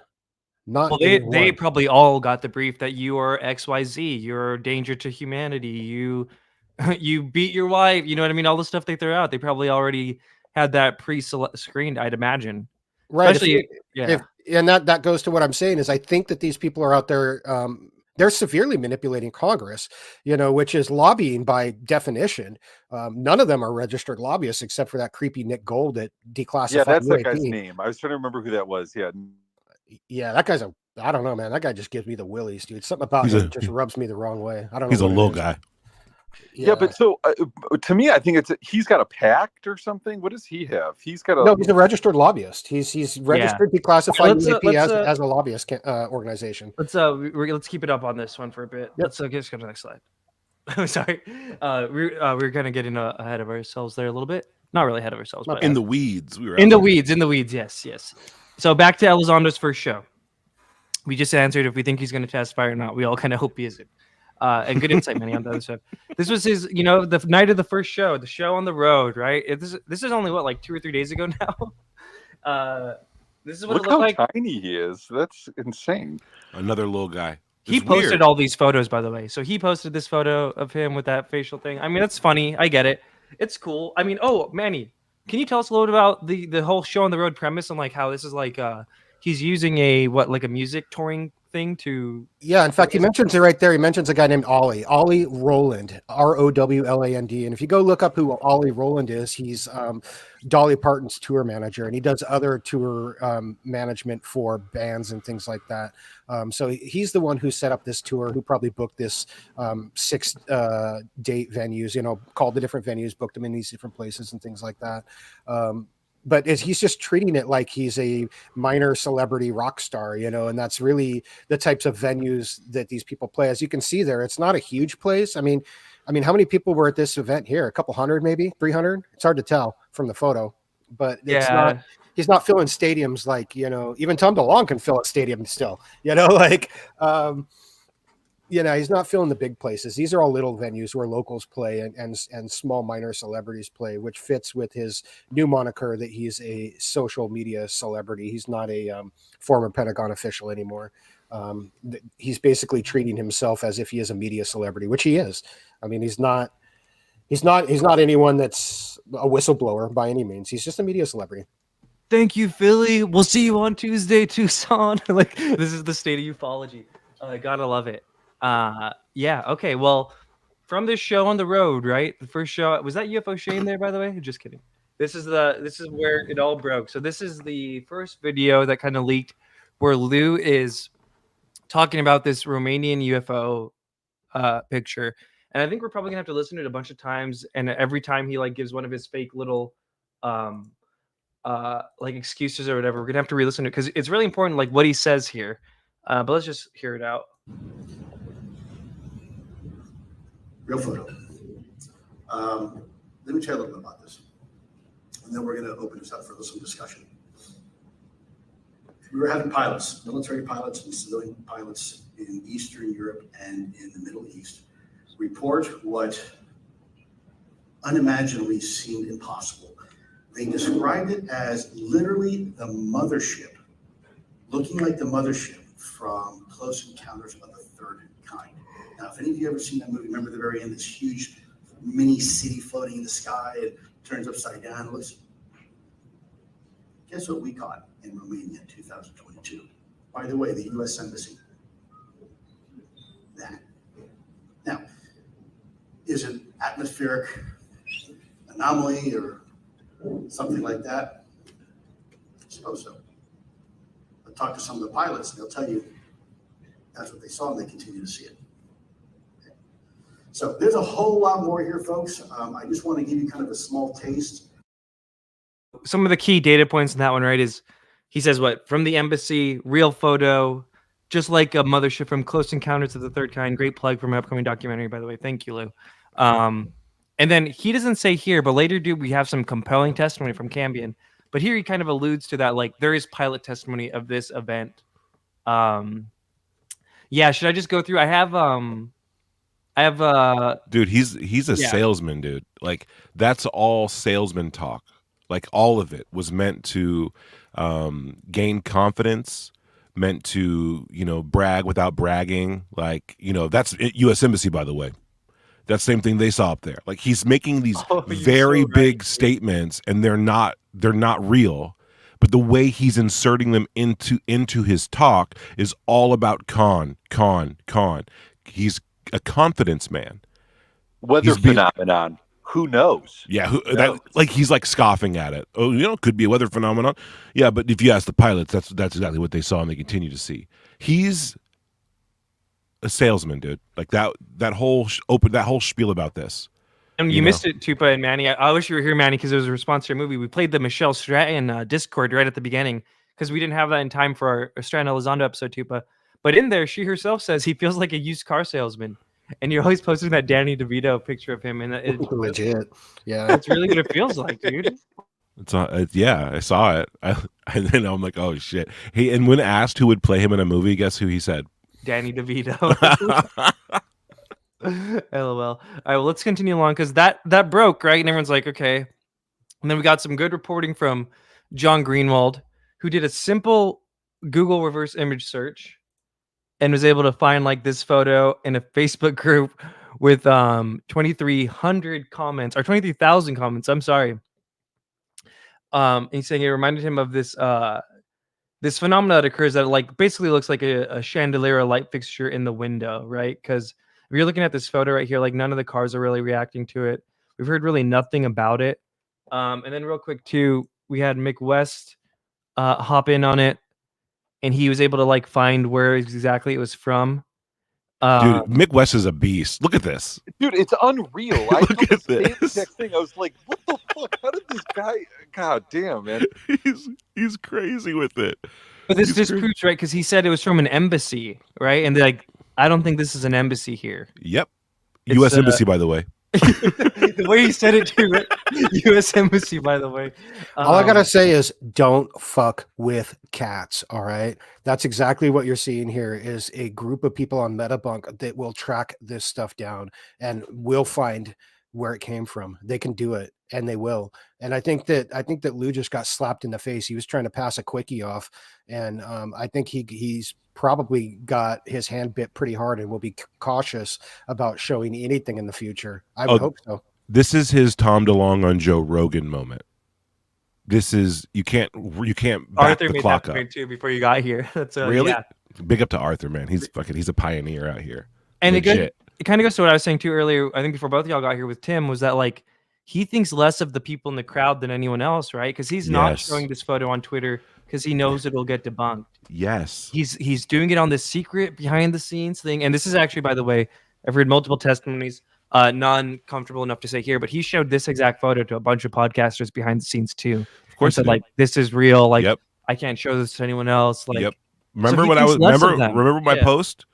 If I was a counter intel agent, I would start leaking quote unquote privileged info to people I wanted on my side. Like, you know what I mean? But it wouldn't really be privileged info. He would be gassing it up and selling it 100%. Listen, guys, I can't really tell you. I can't be here for a long time. They know I have this photograph, but just let me show you this real quick. Just take a look. Don't look down. Don't look down too sharp. You see it? That's real. And then just puts it back in his pocket. Now everybody's freaked out. You know what I mean? It's fucking sorry, because it is the con man salesman tactic 100%. And getting I'll say this. The behavior of some of the people within his circle, the people who have access to Lue, their behavior at times has been so brazen as to beg the question, like, are you not are you not aware that there's a future here, that your name now is locked into this? Like it gave me the impression that they don't think about a future, that this is all or nothing to them. But how would they have thought that? How would they have gotten so strong? Because they're being given all of this information that's actually bogus. This is one of the things I thought about is as the internet tore this apart, how many people in Lue's like little circle in the crew, how many of them were like, what? Like maybe they never looked at it twice. Maybe they never thought about it. Like they're freaking Yeah, out. I was thinking that same thing too. How many of the people that were like, yeah, that this was their first time being like, oh, that's fake. Like, you know what I mean? Like Matt Ford probably was like, what? That's fake. Well, remember, behind closed doors, you're not allowed to question Lue Elizondo. Even if you know that he said something that's wrong, you can't correct him. You're not allowed to do that, or he explodes and he drives you out of the group. So I wouldn't at all be surprised if a lot of people were shocked that this was debunked so quickly, and had been shown it and probably believed that it was exactly like he said it was, that it was some kind of embassy internal, classified sensitive document that a pilot had found. But now we know that it's not. It's just a picture of some guy's chandelier he posted on a Facebook group. But remember too, exactly. And when leaders of little crews like this, I can't say I was in the room with Lue, but when they fall like that, you know what I mean? It's a very weird, awkward thing for their followers who have to like kind of watch it. And then, Luke, I think, lost a lot of grace when he ended that like apology statement with someone on the government could have been misleading me. Like, what? Like, you had the photo for 2 years. You dragged it into your PowerPoint and hit save. Like, you did that. No one else did that. Like it was debunked within seconds of people seeing it. It's not the government's fault. Whoever sent, I don't think that an agent actually or someone in the government really. Okay, well, yeah. So that's a great spot for this. I'm gonna play it one more time, just a little bit, and then we're gonna read his response because the Black Vault and Mick West Green Street threads all got like hundreds of thousands of views. So one more time, let's just listen to it and then read his little spiel here. Real photo. Let me tell you a little bit about this, and then we're going to open this up for some discussion. We were having pilots, military pilots and civilian pilots in Eastern Europe and in the Middle East report what unimaginably seemed impossible. They described it as literally the mothership, looking like the mothership from Close Encounters of the Third Kind. Now, if any of you ever seen that movie, remember the very end, this huge mini city floating in the sky, and turns upside down. Listen, guess what we caught in Romania in 2022? By the way, the U.S. Embassy. That. Now, is it atmospheric anomaly or something like that? I suppose so. But talk to some of the pilots, and they'll tell you that's what they saw, and they continue to see it. So with that context, let's just read his thing real quick. As Suppose you all, so. Hmm? Suppose so. Just the way he said it is so ridiculous. It's so fake. But yeah, so after all the hoopla of everyone being like, dude, that's not what you're saying it is, he says, as you all know, I am always happy to be my own worst critic. A photo that was provided to me by a friend in government a couple of years ago was presented by me 2 days ago at our engagement in Philadelphia. Looks like we can put this one to bed, as our friends in Twitter figured solved this one. Major bravo to you. Excellent work to whoever solved this one, and a big thank you. Sidebar, he totally knows it's Black Vault, and the fact that he's not naming him there, I find hilarious. Crowdsourcing works. Now let's see if together we can figure out the rest. As folks at the show will attest, this is precisely why I showed the first few slides at the beginning with an example of a fake UAP. We must continue to be vigilant and always go where the data leads. As you know, I will always own up to any mistake I make. A good lesson here. Just because someone in government gives me something, due diligence and scrutiny is always a good idea. Onwards and upwards. And I'll just say real quick, his whole thing about like, as folks at the show will attest, this is exactly why I showed fake slides at the beginning. To me, that just reminds me of his whole drinking beer on Kerchai Mungo's thing, where it's like retroactively, like, I actually am teaching you a lesson the whole time. Don't you see? Yes. He can't lose his position of power, right? That's the thing he couldn't lose. That's what this is about. I didn't get knocked down. I'm not dumb. I was tricked by someone in government, and the government, right? You got to trust them. But on this one, maybe now I learned my lesson. But hey, guys, this is called crowdsourcing. Like, now he's mansplaining this, like, you know what I mean? Like a parent would. It's like, dude, what is happening in your brain? You're spinning out. That's what it seems like. And then, So when we were talking about how he was like, he gasses up all these people that are critical of him now, like Lukatsky, and we were talking about that earlier. Even on the Rogan thing, he gave a lot of credit to John Greenewald, but it's like now he won't even mention him by name. Oh, he's pissed, dude. Because those were fake shout outs.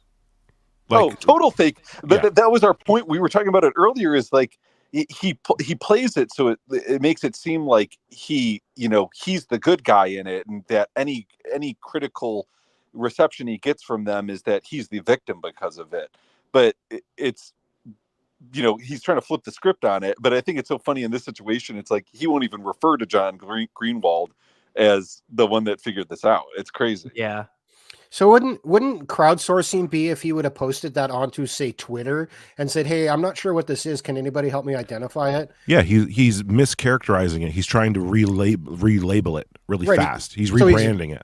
Rewriting history right in front of us. Yes. And lying about his thing, because that's the other thing too. Everyone was like, "Oh, Lue's such a great guy. He's owning his mistakes. He's a hero. That's integrity." Yeah. Imagine it's a lie responding on top that of way a to lie. this. Imagine responding that way to this, like being thankful. Oh, thank you for this. Like, regardless of how you feel about Lue, like this statement here is like, for a guy who claimed he was the director of government UFO hunting programs. This like, isn't even the worst one yet, by the way. Yeah. There's like 3 statements he put as. I mean, it's 2024. He just talked about how he was going to testify, like, and then he gets duped by this. Like, it's really bad. But this statement here is all about placing the blame on others and then rebranding what it was. It wasn't a debunk. It was crowdsourced ufology. You were really doing it, guys. What?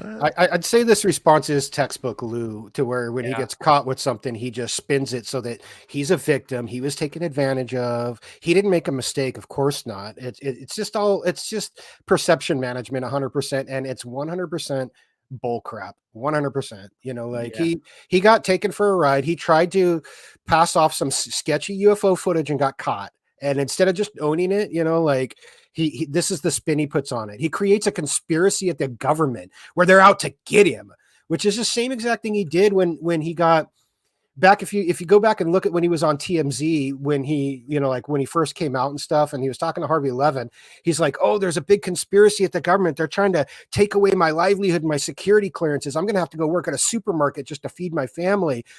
what we realized is during that time, he was under investigation by the AFOSI for leaking videos to Christopher Mellon, who leaked them to the Times. So what he calls retaliation was an active, legitimate investigation into something that we all know he actively did. But he called it retaliation. Now here he is again saying, "Oh, I got caught with this, sketchy footage." But instead of it being me, passing off, trying to fool you guys, it's actually the government tried to set me up to tarnish my reputation. Oh yeah, and I got because he actually goes into more detail about that in some of these other tweets. But he says real photo. He like starts off by saying that, which is it's con. It's a con. Like right off the bat, like you're boom, real photo. Get the you're like doing like he's underselling it. Real photo. It's the classic undersell. Real photo. Oh my. 100% real. Just ignore the flash on the right-hand side and the guy's hair in the outline of the chandelier. Just forget all that. In my mind, I was counting, and I was like, I'm gonna count how many times he lies in this thing, And I was like, okay, I'm ready. And then his first line, real photo, like a 1. It's like, ding. Turn 2. Here, one more time. Then we're gonna go to the next slide. Real photo. Oh, good times. All right, so in response to all this, something big kind of happened. He lost Reddit. So for years, Reddit's kind of been like just riding Lue super hard as like hero. I mean, I don't even know if did they even let Who's Lue get posted to Reddit, Manny? No, it was downvoted to hell, and it was taken off of there because they've got this rule where if you are quote unquote toxic towards a public figure of ufology, they just shit can your post, and enough of those will get you blocked and banned. UFOs is one of the worst ones to be on. It's been very biased towards Elizondo and that camp of people. But the culture's shifted in the last few weeks, and they're actually starting to let people actually talk about stuff like this now. So there's definitely a change there. Yeah, so here are the top comments on all the major threads about this thing, and it's definitely a sea change. I actually used to be a mod. This should tell you guys everything that you need to know about this.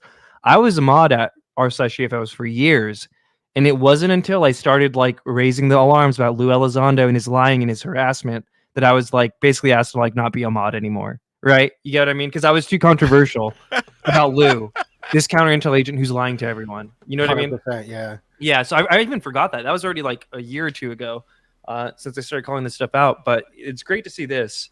Got into his hands, and the fact he basically did zero vetting of the photo really is not great.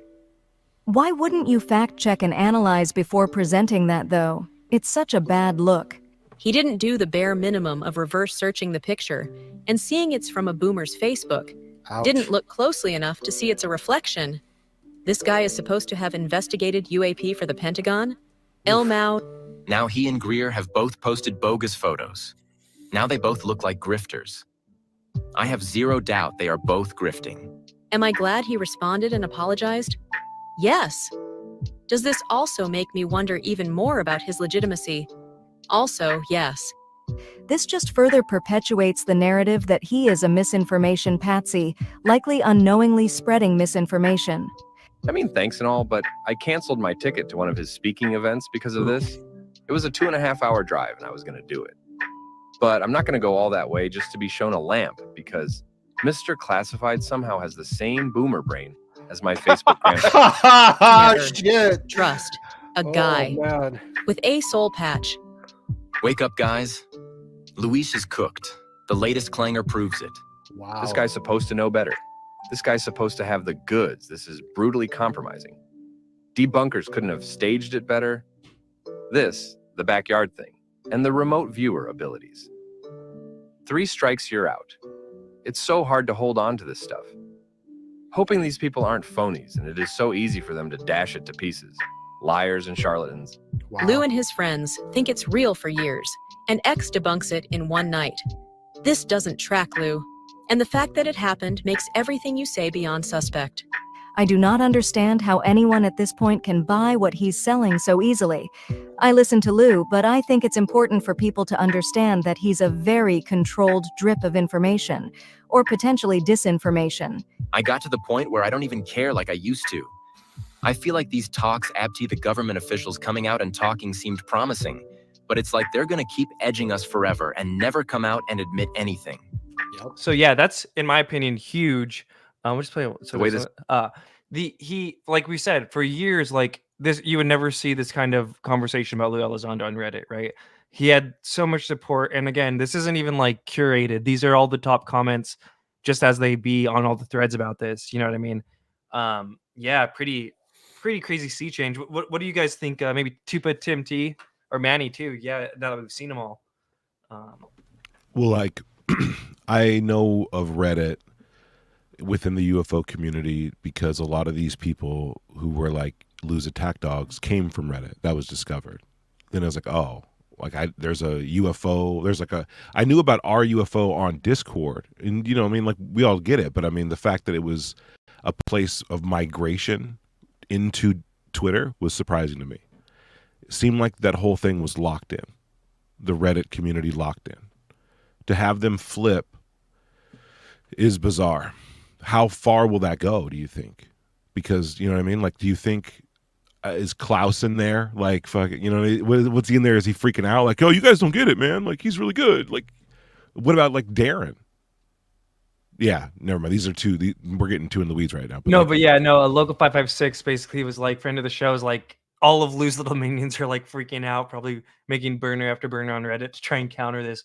But like again, dude, like you would never have seen this before, too. But because I know you don't really go on Reddit, but yeah, this is a sea change if there ever was one. We're gonna cover the Daily Mail article next, but yeah, just focusing on this Reddit thing for now. Tim T, you use Reddit a lot, or what's up with you? And Manny, you know, I gave up on even like our conspiracy and like our UFOs. Like, I don't know, maybe almost like 10 years ago, because I felt like it had such a shift in that culture that was like on there, and there was just so much kind of BS that was like happening. But what I think is it shows with him here is similar to what happened with Corbell when, you know, Corbell's starting to release, you know, that chandelier thing, and then all of these other videos that were easily debunked as, you know, most likely these other objects, and it just lost, the whole movement lost this you know, energy behind it. And sometimes it makes me wonder how orchestrated it is with Elizondo, is this, you know, counter intel guy who, for everyone, it's like we've all known that he's been peddling falsehoods and grifting off of it, but for other people haven't been, but he has such like a backing behind him. Like, I'm trying to stay coherent with this, but it's so hard for me to understand how there's people that are still behind him after finding out that the initial New York Times article from 2017 was founded on a lie of him being this director of a program that was not what they claim it was, and he was not what he said he was. I think it's just people are bought into it. I think it's just cult dynamics. Like once you're so far in, it's harder to admit that like you were conned by a guy with a soul patch. And I even think the current narrative too. I go back and forth all the time with Lue, but there's this kind of narrative of like of people kind of coming to terms with that, like he's a liar and kind of like not a great person, and orchestrating all this crazy harassment and stuff. There's kind of like this new cope where it's like, oh well, he was doing it for the government, like as part of some like big inside job. And honestly, I don't even think that's the case either. I think that's just a cope some people need to tell themselves, because they were kind of like just conned by this like straight up just stereotypical con man, like literally the Danny DeVito used car salesman archetype of a guy, like not some big old grand thing. I don't know. What do you think, Manny, on this Reddit thing and that? Yeah, so I follow the various different disclosure UFO alien Reddit subreddits. You know, there's this one, there's aliens, there's UFO-B, UFO aliens, extraterrestrial. There's a bunch of different subreddits. And this one here, the UFOs subreddit, is notorious, like I said earlier, for being very pro Elizondo. And it's probably one of the ones that had the worst echo chambers. So for people in that environment to say the things that you're seeing here is very, very big. And it's honestly been coming for a while. I think over the last probably 6 or 8 weeks, there's been a slow shift to get here. And this is just kind of the straw that broke the camel's back in that position. Is it interesting? Yes. Will it bleed over into Twitter? I mean, Twitter's already been there's been, kind of a counter movement against him for a long time on Twitter. They just blacklist us and, defame, dox, do all that kind of stuff to try to isolate us and keep us out of the story. But I think his days are kind of numbered on social media, and he's losing grasp of control of the situation. And people on Reddit in particular are feeling like they've been edged, they've been lied to, they've been promised the world, and the football's been yanked away too many times. So they're kind of done with it all, is my opinion, based on what I've seen there. Yeah, and I think so. And what you said too was a great point, and it leads us on to our next one of like they really tried to silence the hell out of any of his people detractors, and this was beautiful to see. You know, Jeremy McGowan currently has me blocked, but I think he's a great guy. We had some little issues here and there, but the Daily Mail kind of publishing this about Lue Elizondo, saying that you know, and the Daily Mail is another one where like historically, since Lue Elizondo's been on the scene, they're kind of like a Liberation Times almost. And I think they kind of overlap sometimes with their authors, where it's kind of always been pro Lue stuff. And I think for this one, I'm going to go ahead and share some of the tab. So it says, Pentagon chief reveals high-res photo of UFO mothership, a huge mini city floating in the sky. Quote. So like it has the headline of that's how Lue promoted it. Ex-Pentagon official who gained fame for blowing the lid on the blah blah blah. So it goes into what he said there. Guess what we caught in Romania in 2022? By the way, the U.S. Embassy, as Elizondo told attendees at the paid event, gesturing to the photo. That he went on to describe it as a huge mini city floating in the sky. But what was really interesting about this, and was totally a sea change as far as the narratives go, is they start calling him out. So they only really give him the first three little stanzas here, not even paragraphs. And then they start going into Black Vault's thread about it, where like you know, right here they do all of Black Vault's research, where they found it on Facebook and whatnot. John Greenewald Jr., a longtime government transparency advocate who runs the Black Vault, quickly tracked the photo back to a September 13th, 2023 post in a Facebook group titled Mysterious Ancient Discoveries above. And then it was really interesting here is they even go in on the Reddit stuff that we just covered. Lue is 100% using us as pawns to line his pockets. One contributor to the Reddit forum r/UFOs lamented. His most recent book was the #1 seller in the nation. So already in this article, that's this publication that's always been really pro Lue. We have them quoting Greenewald. We have them quoting this new sea change in r/UFOs. And then what's also really great was that we have him quoting Jeremy McGowan, who this is one of those guys, one of the many people, and we'll probably do an episode or something about him fully at some point. One of the many people who like gets close to Lue and just has all these weird experiences. And he even said here that like, and it's kind of like what we talked about too, where behind the scenes, Lue showing all these people photos. So Jeremy McGowan got close to Lue, and here's what he said. Oh, nice. You already got that in? Cool. Let me see. Where was it? Okay. So Jeremy McGowan says, for him to think I would believe him was simply, sorry. Okay, here you go. I've been on the receiving end where Lue has pulled out his cell phone and shown me what he described as highly classified video, McGowan told Daily Mail. For him to think I would believe he would simply carry classified info on an unsecure civilian cell phone is just insulting, he added. And it wasn't just me. Multiple podcast hosts were shown video Lue attributed to things they were not.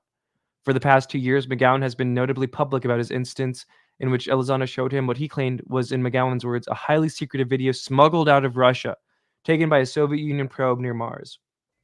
The video, as McGowan recollected to DailyMail.com, looked like a decades-old public UFO video from the Soviets' Phobos 2 probe, released by retired Soviet Air Force Colonel Marina Popovich in 1991. Can I just also throw out, dude, I did a video on Marina Popovich years ago. I think Lue ripped off a lot of my channel. I'm just going to throw that out there right now.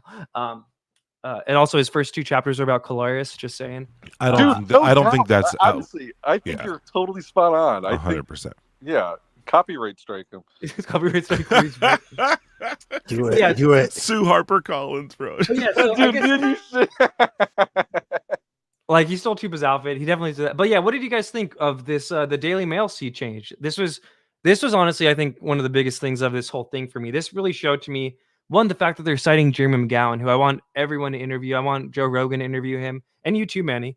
And I want you guys to be on Jillian Dory and Danny Jones, just to get the other perspective of it. Because like, there's been so much effort to silence this voice, Manny's voice, me and Tupa's voice. Tim doesn't really like have like a big platform, but I'm sure if he was to speak about this publicly, there would be efforts to silence his voice. But yeah, I don't know. It's kind of, I said it was beautiful to see that the Daily Mail is finally waking up to Lue. What did you guys think about this? I thought it was huge. I mean, that was, I think it's a sign of the times of something that's going to happen. And for them to start to break it down, where I think it's such a good point to say he's showing people, stuff he claims is classified or, whatever on his unsecured device. And then he's sitting on podcasts where he's talking about how he would never do anything to hurt this country and blah, blah, blah. And tries to make himself out to be this Boy Scout when you have other people that are telling him, these stories about what he's doing. He's such a sketchy person. That's like all I can take away from that. It is sketchy, and it is safe because making up a bullshit story and showing somebody a piece of footage you found on YouTube and then claiming that it's some top secret smuggled, footage out of Russia does nothing to harm our national security because it's a complete joke. It's a complete fabrication. So, like he's trying to have his cake and eat it too. But behind closed doors, he thinks that he can just manipulate people by showing them stuff like this. And honestly, it's worked, like people like Matt Ford, people like Christopher Sharp, people in the media have just gobbled that crap up and repeat it hook, line, and sinker, so it's worked to some degree, but I think people are starting to get wise to it. And that's what we're seeing here in the Daily Mail, especially when the debunks come out so quick. They have to address them. You can't just go along with this story now and not address some of the debunks.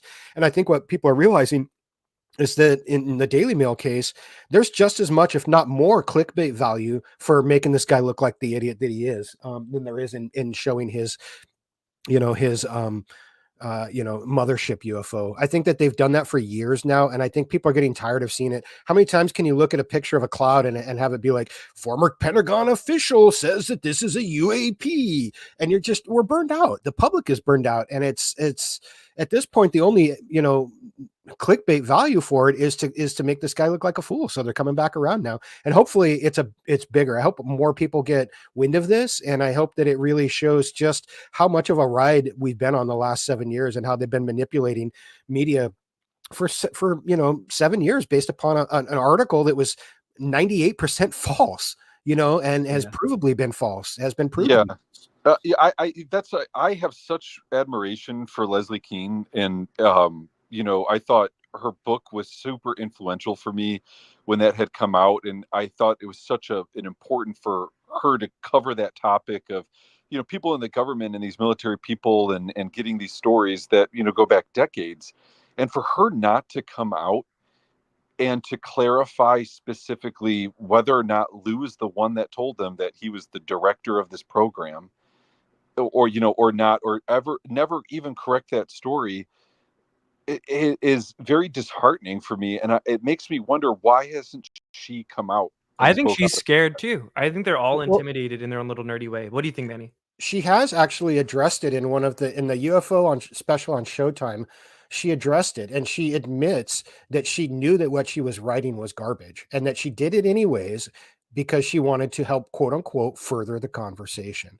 And as somebody who used to take her seriously, that should really offend you, Tim, and everybody else out there who took her seriously, because she's admitting to openly and knowingly misleading you. Anyone who took her journalistic chops and her credentials seriously, she lied to you. And she knowingly did it, and she admitted to it. She said, I know that the story was only 95% true or whatever, and I left out all the woo-gee-boo about the werewolves and Skinwalker because then nobody would take it seriously. And she wanted to push the UAP conversation forward. So that's the danger we run into with these people, is that they have the mentality that any ends are justified, or any means are justified because of the ends, as long as they get their ends, that they believe so much that there's some huge conspiracy that they're going to unravel with this, that they will justify anything, lying to their viewers, putting their reputation on the line, like Ralph Blumenthal and Leslie Kean did, supporting people who dox and harass and attack people's children and go after people's jobs. They're all okay with that because they believe that at the end of the day, there's a greater good here. My only qualm is that there's no evidence that greater good even exists. They're doing all this on the chance that this basically Pizzagate level conspiracy theory is true. And if it's not true, then they're going to be guilty of doing some really horrific things and dashing their credibility upon the rocks for nothing. Poor Leslie could come away from this looking like a complete idiot. So could Ralph Blumenthal. So can anybody who supported this. I mean, 60 Minutes, Lue Elizondo was on 60 Minutes. That's insane to me. With a completely fabricated story that was 100% a lie. Oh, was you not missed it true too. at all. Before you got here, we played the CNN clip. I don't know if you saw that Green State recently clipped, where he shares that fake. He says it was a recently declassified CIA document, and it was actually like some Swedish like magazine article from the 50s that was in the CIA archives, declassified in the 70s. So like he misrepresented it on like 6 different fronts, and he just boldface ran with it on CNN. I mean, I'm glad that he found that clip because that incident is reminiscent of this Romania thing. It's the same exact thing here, where he's finding something out of context and misrepresenting it and expecting to get away with it. Although he did in one case, on the CNN thing, he did, because people don't really understand that he was just lying through his teeth about that. Either that or he was just completely misinformed. Either way, he shouldn't be trusted at his word because he's made such an egregious mistake. In this case, I think he knew what this was. I think he knew that this was a junk sighting. There's no way he talked to pilots who saw this because it was a reflection of a chandelier. Like, how is that even possible? Like, and we're going to get into that more too, because people were saying he didn't say he talked to the pilots, but we have some testimony from Cambion coming up here. You were in the space last night, Manny. We're going to play, but let's just continue on here. Okay, I think it comes back to it is that he did not think that this video. I would like to know where this video originally came from. Like, who was it that had recorded? I think the first one that posted it was Green Street, but I don't think he was there. Obviously, I think I have my suspicions that maybe it was Cambion. You know what I mean? Okay. But maybe someone else. Somebody who was there in the audience sent this to him, knowing that it was garbage, that it was BS. Yeah, because there was a ringer in the audience. I think Lue did not think this was going to come out. Like, I think, do we all agree with that? Yeah. That Lue, and also another data point too. 100%. I've heard that the full thing is recorded from multiple angles, and that there's actually a lot more BS in it than just this photo. Wow. Okay. Yeah. That's insider trading. Trust me, bro. Whatever. That's coming from UFO Shane, because our friend UFO Shane has been holding spaces like Lue Elizondo support groups, and people just been DMing him of like, yeah, I was there. I was pissed when he did this. He showed this. So hopefully we'll get more info from that. But it was funny. You could already tell he was triggered after the black belt threads and whatnot. But after this, he kind of went like extra triggered AWOL a little bit. He started promoting, and that he was set up. So he said, so he started quote tweeting all of his like supporters who were like, "You're so brave and strong for doing this." And one of them said, "So my question is, was this friend giving you disinformation, or were they misinformed themselves? Either way, somebody is lying on this chain of command. ... Who is it?" And Lewis says, "Great question. I'm in the process of trying to determine that myself. If it's a setup, an attempt to discredit me from the inside, then we may have bigger problems on our hands." And maybe just for comedic value, I'm just going to run this again a little bit so we can hear it and then talk about it. Real photo. Let me tell you a little bit about this, and then we're going to open this up for some discussion. We were having pilots, military pilots and civilian pilots in Eastern Europe and in the Middle East report what unimaginably seemed impossible. They described it as literally the mothership, looking like the mothership from Close Encounters of the Third Kind. Now, if any of you ever seen that movie, remember the very end, this huge mini city floating in the sky. All right, we should kind of leave it there. But what did you guys think of this new angle, this new step that Lue's taking, where it actually might have been a setup? Do you guys think he might have been set up? I don't buy that for a second. No, I don't think he was set up. That, to me, this is Apple Juice 2.0. Like, oh yeah, you didn't catch me drinking beer. I am playing 5D chess, and I was ahead of the game here, and I actually poured my apple juice out last night. No, it's horseshit. Nobody would set him up. Why would they? To debunk? I mean, think about that. Like they found a random picture of some guy's apartment in Romania and misportrayed it as an embassy photo and had fake pilots contact him and all this other crap. That just doesn't make any sense. Why would they? I think what the setup was people trying to capture his bullshit and just recording this whole little spiel of his bullshit show. Yeah, and I think kind of what Manny was saying, when you think of like, it just kind of goes to show that like the whole thing was a lie. Like I think he was lying from the beginning. Like to me, this is just another lie on top of another lie. And again, like I said, like people want to get all triggered at us for pointing this stuff out, but it's like Lue Elizondo thinks less of his fans than like the people trying to like raise these alarms, right? Like I don't hate anybody for being at that show or falling for it, but Lue 100% thinks you guys are idiots and like is running with it. And honestly, he's probably just weeding out all the critical thinkers, so you can just have a secure little money fund base for like the next 40 years. You know what I mean? So What's the obsession with Close Encounters of the Third Kind too? Because even in that Jesse Michaels one, he had like the interview with him, he had admitted that he had just saw it, which I think it's so funny too that they're climbing to Devil's Tower, you know, and Lue lives obviously not too far away from there, and that plays like a pivotal role within that movie. and he But takes everyone there.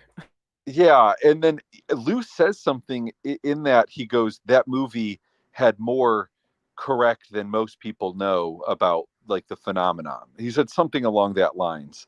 And you know, Jesse told him, well, you know, J. Allen Hynek was, you know, a contributor for it and blah blah blah. And he's like, oh, he's in that. I didn't know that.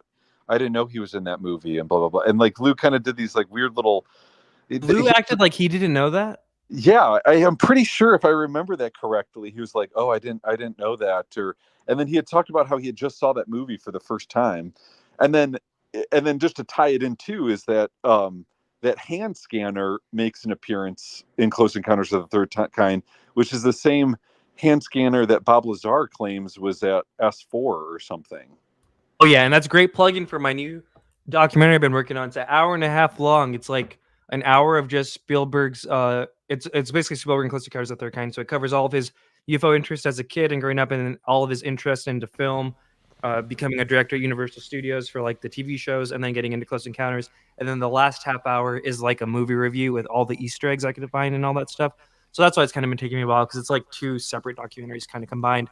But yeah, I'm gonna be covering a bunch of that stuff. I do not believe for a minute. Yeah, heavy, right? Dude, I'm hyped. I'm fucking hyped. I'm hyped on this. Yeah.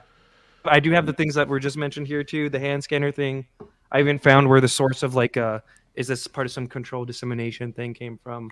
Yeah, that hand scanner was also used in a movie called War Games with Matthew Broderick, which was actually filmed in a NORAD command center, which is why you see the hand scanner there, because they used those in the 70s and 80s. I remember that too. Do you talk about Taken with that documentary at all? I was going to originally was going to start as like a just Steven Spielberg and UFOs, but like, you know, a lot of people don't know that his first ever movie really was about UFOs when he was a teenager, called Firelight, and he was actually pretty into UFOs for a big part, and it would have just been like a 5-6 hour documentary. So I'll probably maybe do that for like a part 2 where I cover like ET and Taken, because I do think Taken is like really it's probably one of my favorite UFO alien TV shows out there from 2002. If anyone's curious, you can find it on YouTube. Well, then you got Indiana Jones and the Kingdom of the Crystal Skull, which has literally interdimensional aliens coming to Earth in a UFO that look like big grays, but they have a crystal skeleton.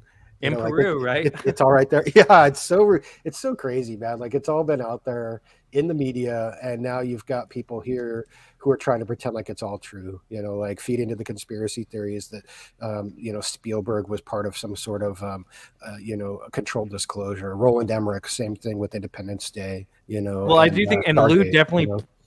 buys into that, right? I do think, honestly, I think part of the reason we moved out to Wyoming was specifically to be able to take people on the ritual of like, let's go hike to Close Encounters of the Third Kind. You know what I mean? Oh, it depends on who you ask and when, because I've heard at least 3 different reasons he's given people for moving to Wyoming, one of which has nothing to do with UFOs, aliens, or anything esoteric, and has everything to do with ex-military living there, special forces specifically.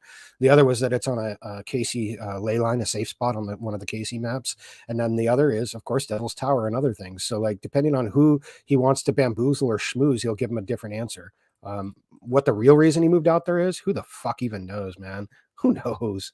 Yeah, who knows? I some people are even saying to run for office out there to be easier. All right, so after the Daily Mail article, he was super triggered. Here's what he said: I'm posting this article for 2 reasons. 1, that I'm not afraid to say when I've made a mistake. And 2, I just sent this response to the journalist, was on a plane until now, but obviously too late for him to include. So I'm posting my response to his questions for you all to see. I have chosen to put myself out there under the microscope and expect criticism. I also realize it's very easy to sit back and judge when not knowing the full context of the situation. Wow, Lou. It's such a bad apology. It's so weird. My response to the journalist who wrote the article via HarperCollins: controversy is nothing new to those who research and study the mystery of UAPs. Oh my God. I wish you would have read this out at like a YouTube apology video. It would have made it so much better. But yeah, controversy is nothing new to those who research and study the mystery of UAPs. Controversy can sometimes provide additional insight and is a healthy part of discourse. From the beginning of my endeavors 7 years ago, I pledged my complete commitment towards transparency and inviting the public to help solve some of these mysteries. As early as 2017, while still at the Pentagon, I facilitated the release of the now famous Navy UAP videos to help get the public assistance to figure out what we in the government could not. My efforts to engage the public now are certainly no different. To illustrate this point, most recently I gave a presentation where at the beginning I spent several minutes explaining the necessity to ensure we, disclosure advocates, do our very best at ensuring we remain objective and our own worst critics.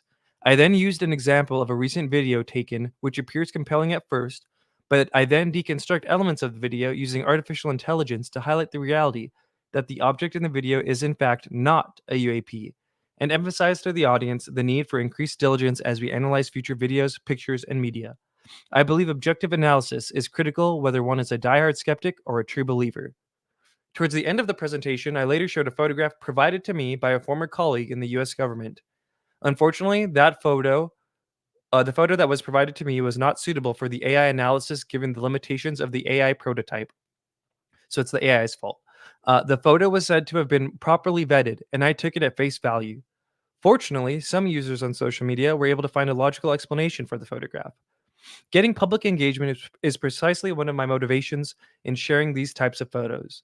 The fact that we now have individuals in social media with the expertise and willingness to conduct the much needed analysis is extremely encouraging to me and is welcome news, in my opinion.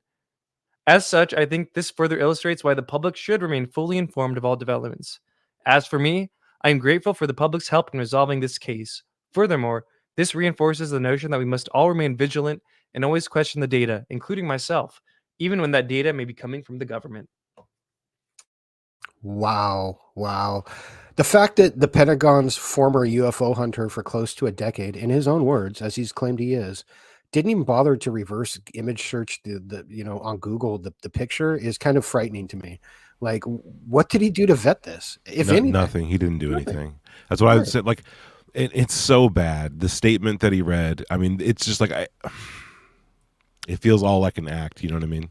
It feels It's like it's the AI's fault. And Yeah, it's like, AI prototype. It's You know what I mean? That it's just that the extra algorithm qualifier. based- It's the AI prototype. Like, because it's just some advanced stuff. Dude, you just reverse image search it, or you look at it and you go, if that's not a mothership, what could it be?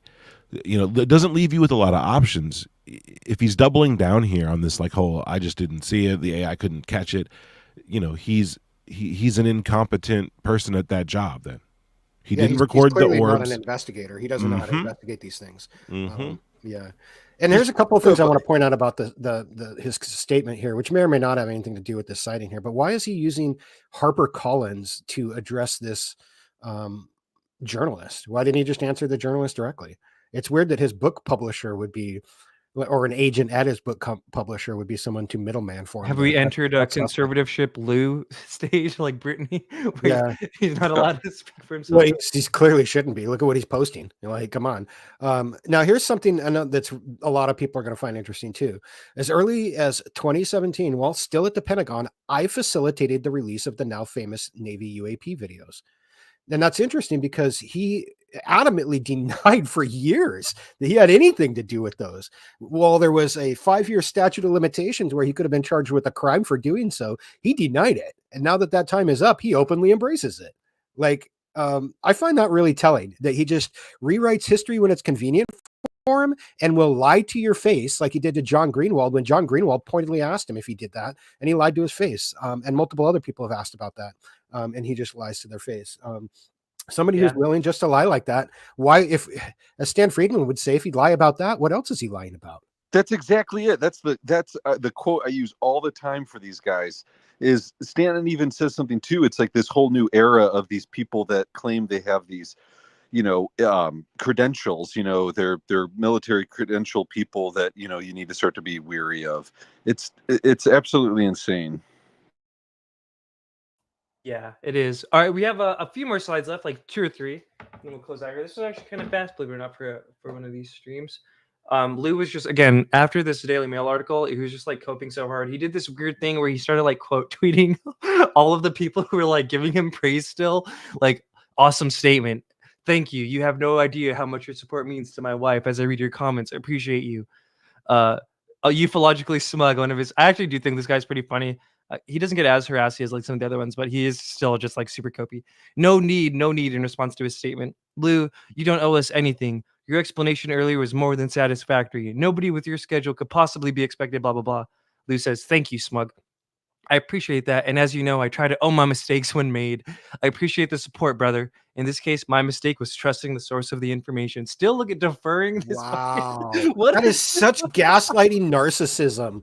My only mistake was that I trusted someone. Like, what a piece of crap, man. That is so bad. That is so bad. Woe is me. Yeah. He should just take a page out of Corbell's book and just never respond to anyone. Or just post like a clip from like Pulp Fiction, right? Which we will do a stream about that probably maybe on Monday or over the weekend. Dave says, let them attack. I was there Monday and me and my wife enjoyed it. It was all new information for her, which I believed is the point of the presentation. What? It's bad info though. Lou says, I really appreciate that, Dave, and thank you for being there. This one says, so my first reaction is, Lou, how on earth could this have gotten by you? It brings into question your judgment. Then it brings into question your sources.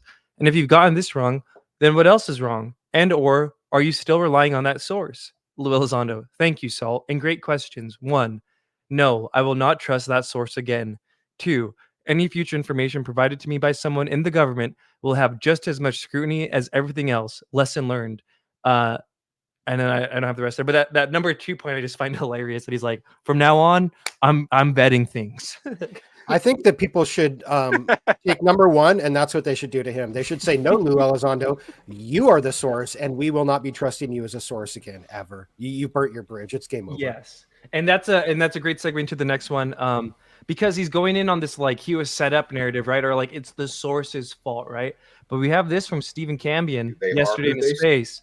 He said that there's multiple people who basically Lou showed this photo to, and he told them that he interviewed the pilots himself, right? So say they are, and one of them even provided me with proof of a business relationship with Lue Elizondo. And so the caveat is, so far, neither of them want to come on my show and do an interview or allow me to use their name. But given both of them told me the same exact story, which I think really shed some light on this chandelier photo, and here's what I was told by both of them. Lue Elizondo, previous to putting that picture in his presentations, showed that to people as a big proof. You know, when asked, essentially, the one person who had a business relationship with him, basically said, I need you to bring me all of your best proof and we'll go over it. And that was one of the things that he showed this person. And I did see proof of their business relationship, including contracts. So I believe this person. And anyway, they said that Lue Elizondo showed them the photo and then said, this was taken at the American Embassy and it's been declassified. And the person was kind of confused, like, well, if this was taken at the embassy, that's got to be classified or something, or is it legal for you to show this to me or share this? And Lue Elizondo said it's declassified because there's not a problem with sources and methods, because this was taken from a surveillance camera right outside the embassy. And then additionally, Lue Elizondo told both these people that he interviewed the pilots and this is what they saw. Wow. So if these two people are accurate, and I truly believe that they are, I'm really kind of leaning on them to try at least one of them. I even got them in contact with each other. Like, at least one of you guys. They didn't even know each other. Oh shit! Yeah, they didn't know each other. Oh shit, dude.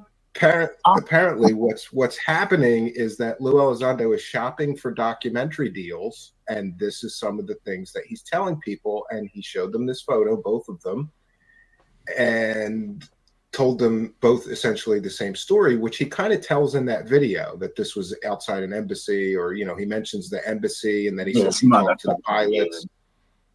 So yeah, and honestly, even when Lou kind of is giving his initial pitch, he kind of like leaves it up to the used car salesman person buying it or whatever to like infer that he interviewed the pilots. But here, Cambion saying that he has two separate people who, once this went out, recognized that, like, oh, I've seen that photo. Like, Lue showed me that photo. And that not only did he say that the photo was real, but that he himself interviewed the pilots. Right. So I don't know. Does anyone have any thoughts on that? And then we have one more slide.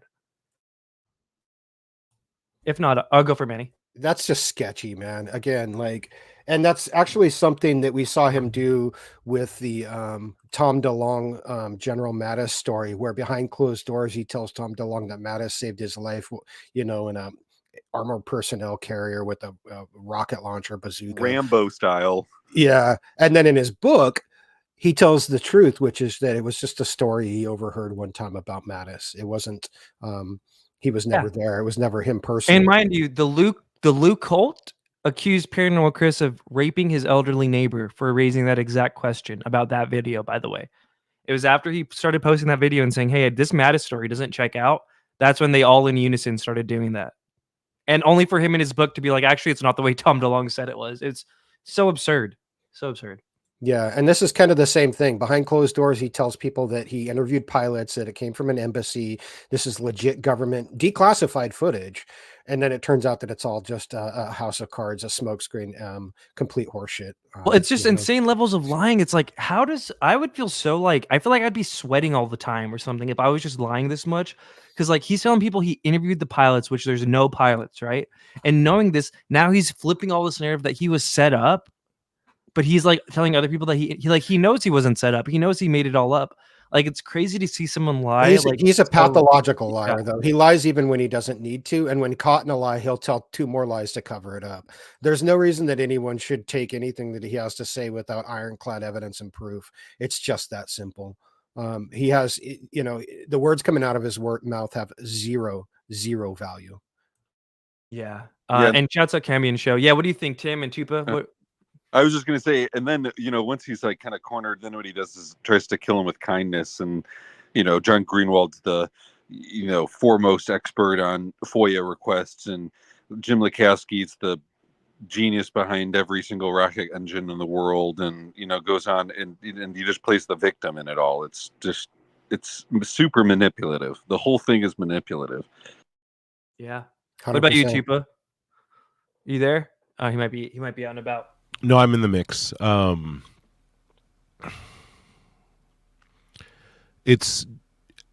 You said like if you were him, you'd be stressed out and sweating all the time, or drinking all the time. Like you'd be nervous. I got apple juice.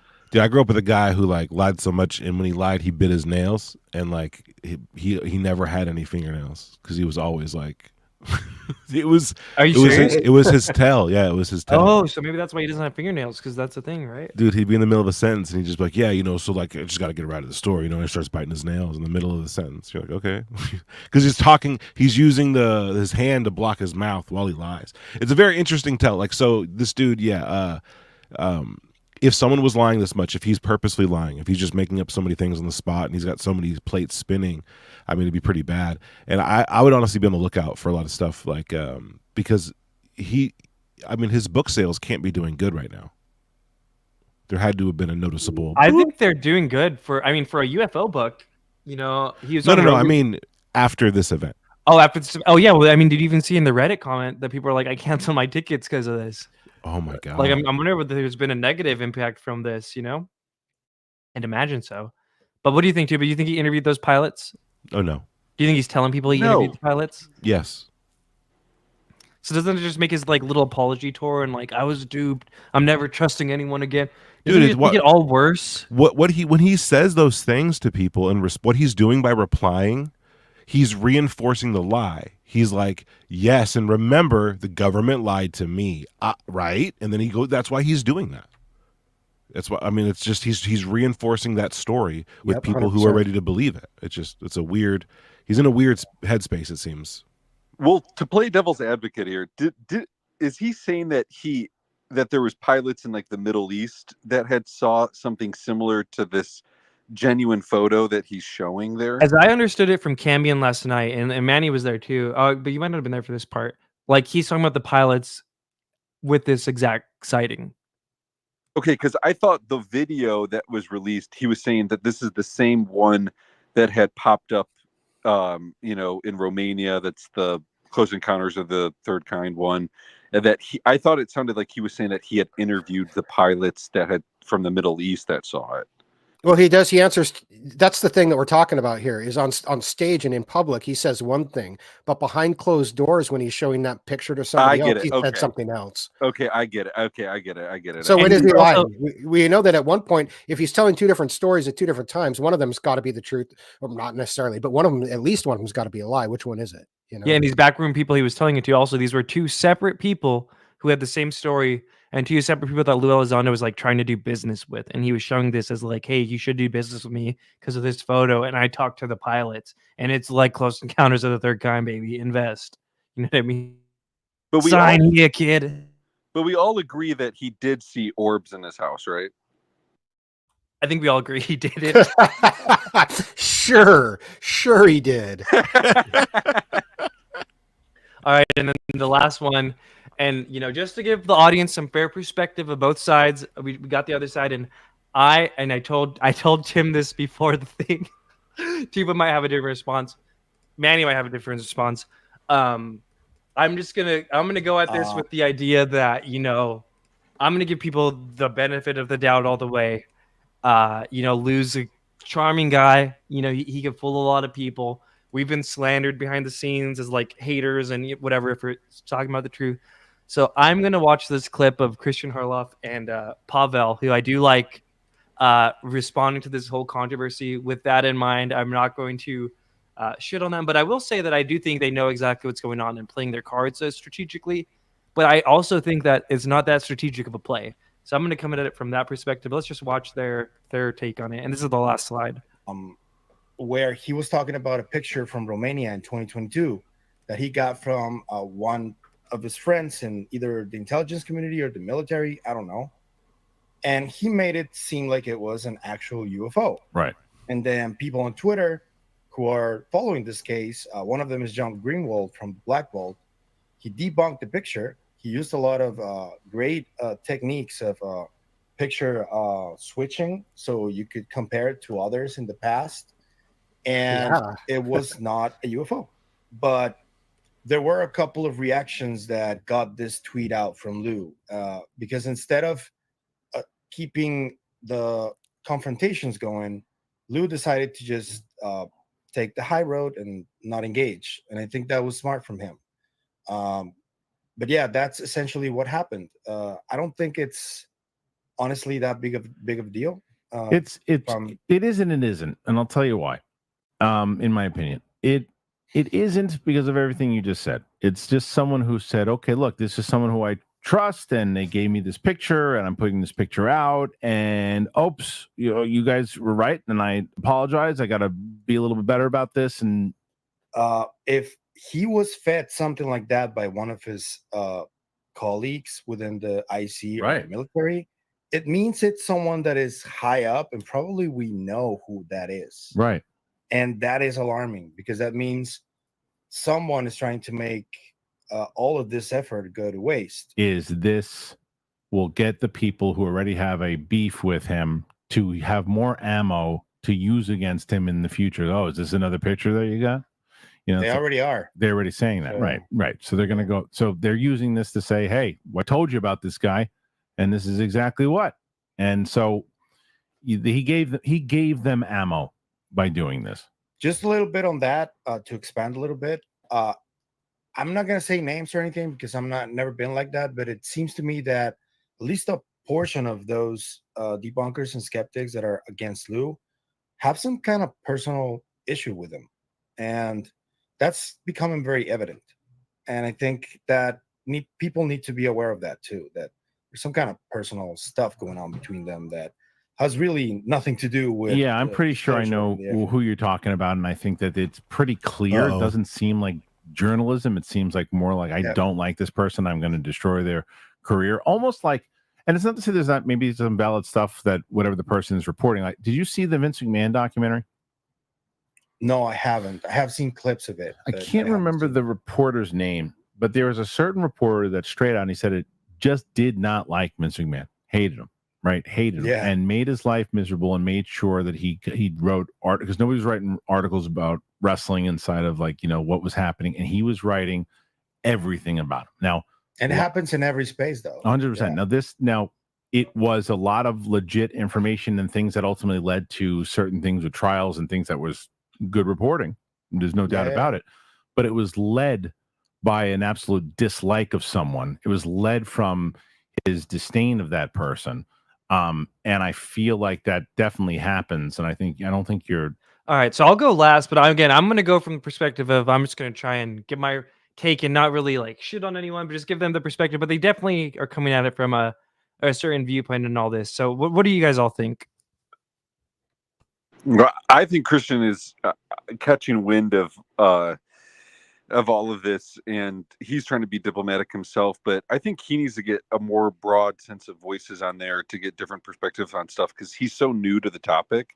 But he's definitely very curious and interested in it. That I think having even someone like you, Panda, on there, honestly, would be such a huge help for him, just to help kind of get a full perspective and history of. And I like him, by the way, too. I found out about him in the pandemic with the Star Wars stuff that they used to do on. Even before he was on his own, when it was Collider or whatever. His takes are so funny sometimes too. Like I'll watch his like reviews. Like I was watching his reviews for like the Acolyte, and I wasn't even watching the show, but just like his takes on it were so fucking hilarious, and just just quick little witty humor, little bits and stuff like that too. But I think it's cool that he starts to cover the topic. I just wish that he would have more, and I think you'd have a leg in there because, Jesse was on his podcast and kind of talking about that stuff, and so I think it would be a good little interaction to have you kind of give a neutral perspective. He was like kind of like riding with Disney during like The Last Jedi and stuff like that, right? Which and people can have whatever opinions they want about that movie. I'm just saying that to show the perspective of like he already knows what it's like to be like in the middle of like some crazy online shit because like so many people hated that movie and he was like one of the only YouTubers, so I think kind of enjoyed it and didn't just like go full on like screw the entire Disney thing. Which I mean, feel however you want about that. But that being said, like this UFO media thing is like totally different, right? I'm sure there's a lot of sketchiness that probably goes on in that world too. But like the level of sketchiness that goes on in the UFO media thing, I don't think people are really prepared for when they kind of like make that jump. And if you go back and watch this full episode, it's kind of interesting. It's like what you said, Tim. It's like I feel like Christian's starting to like kind of pick up on the weirdness a little more and still kind of play diplomatic, but like he was actually pressing Pavel more than Pavel was kind of really ready to go like Lue was set up. Lue might have been set up. We got to find out how he was set up. You know what I mean? And I kind of was a little disappointed. I got to admit with Pavel when he was like, the people who criticize Lue just like have a personal vendetta against him or hate him. It's like, no, to me, that's kind of cope. Like he did just lie. And I think he's lying to you guys too. And I'll take this moment to talk to them. Like he's lying to you guys. Like there's no way in hell he got set up. That's a lie. And like you guys like falling for the lie, like he's taking advantage of you. And I'm not trying to turn this into like a shit on either of you guys. So I do like both of you guys and I like both your content, but it's just you got to be aware of the way this media landscape goes. And like, I don't know, Tupa, Manny, any thoughts? Yeah, it seemed like he was just kind of giving the party line rhetoric there, Oh, he was set up. Anyone who questions Lue is a hater. Like, I mean, Pavel, the guy in the purple there, it seemed like he was just basically saying all the same stuff that we've heard from the Lue crew over the years. And so he's following and he's feeding into that. And again, if someone were, lack of a better term, naive in the UFO field, I see how if they first came in, they could see it that way. But there's a reason that people like Stephen Greenstreet turned, and I kind of got the feeling that's who he was talking about there. Where he's like, oh, he's a hater. He's personal, his reporting, that sort of thing. I was like, well, if you really dug into the Stephen Greenstreet thing, he would have seen how Greenstreet was very pro Lue to begin with, and then had a very strange encounter that caused him to switch allegiances and to distrust that person. It wasn't just an overnight, oh, I hate this guy, I'm out to get him because I don't like his chin beard. It had to do with him feeling like he was groomed and manipulated and being lied to, and then finding evidence that was true. Same thing with Jeremy McCowan. Like he was, on the Unidentified TV show with Lue. Was invited to Lue's house to shoot sizzle reels to try to pitch a show, 2 shows even. So like these are people who were on the inside and then got wind that something ain't right in Denmark and jumped ship, and those are the people that should be listened to the strongest. And instead they're the ones who are vilified the hardest. Yeah, that's what's dangerous with the 2017 start to that so many people have become introduced to this topic because of that, and it's created on such faulty and shaky ground that you just can't build a house on that, when most people don't really understand the decades of history that comes before this, and they're looking at Lue as this figure of introductory when it comes to it, and there's so much wrong with that because he lies so much. Yeah. And I think if people had such a breadth of knowledge like Panda does, or Tupa does, or myself, or even you, Manny, of the history of the people in the decades that have come before this, and the amount of documents and evidence that comes, there's no need for Lue or any of those people in that UAP topic to be in this discussion, because if anything, it creates more doubt, and it hurts the movement more than it helps it. And one thing I want to add on there too is and that's why I have empathy for these guys. I'm really not trying to turn this into like a shit talking thing or anything. Everyone who gets into this UFO media landscape within a few months brushes up against this whole mechanism we talk about a lot on the show. And these guys, because especially Christian, right? Because he's got such a big platform here on the left. It's like we were talking about with the congressman, the Lue crew and Darcy Weir and all these people. And I know for a fact, you know what I mean? They give briefs about us, me and Tupa and probably Manny. And from day one, these guys, it's like with Big Homie. You remember Big Homie? What happened with Big Homie? He enters the community and within a day, he's like, I've never gotten this many DMs telling me don't talk to Vetted, don't talk to Tupa, don't talk to Panda.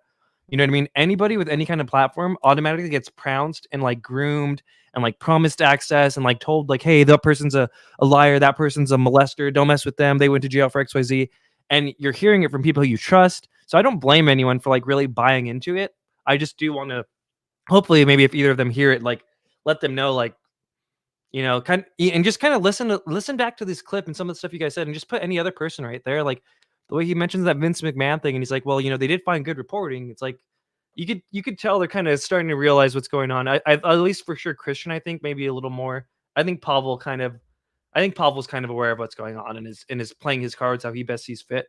But even then again too, and I'm just being honest with both of them because I respect both of them, I think even that route is not good. I think long term, playing this Lue card is gonna honestly all backfire. And I tried to say this the other day when we talked about Jesse Michael's video about him too. It's I'm not asking anyone to join our fight against all this crazy doxing and harassment and narrative control, but it is honestly a personal longevity in this field. If Lue really burns down and crashes I think he's going to, I think everyone who hitched their wagon to him, people like Chris Sharp, for example, who I don't have any issues with, I think it's going to be a net negative long term.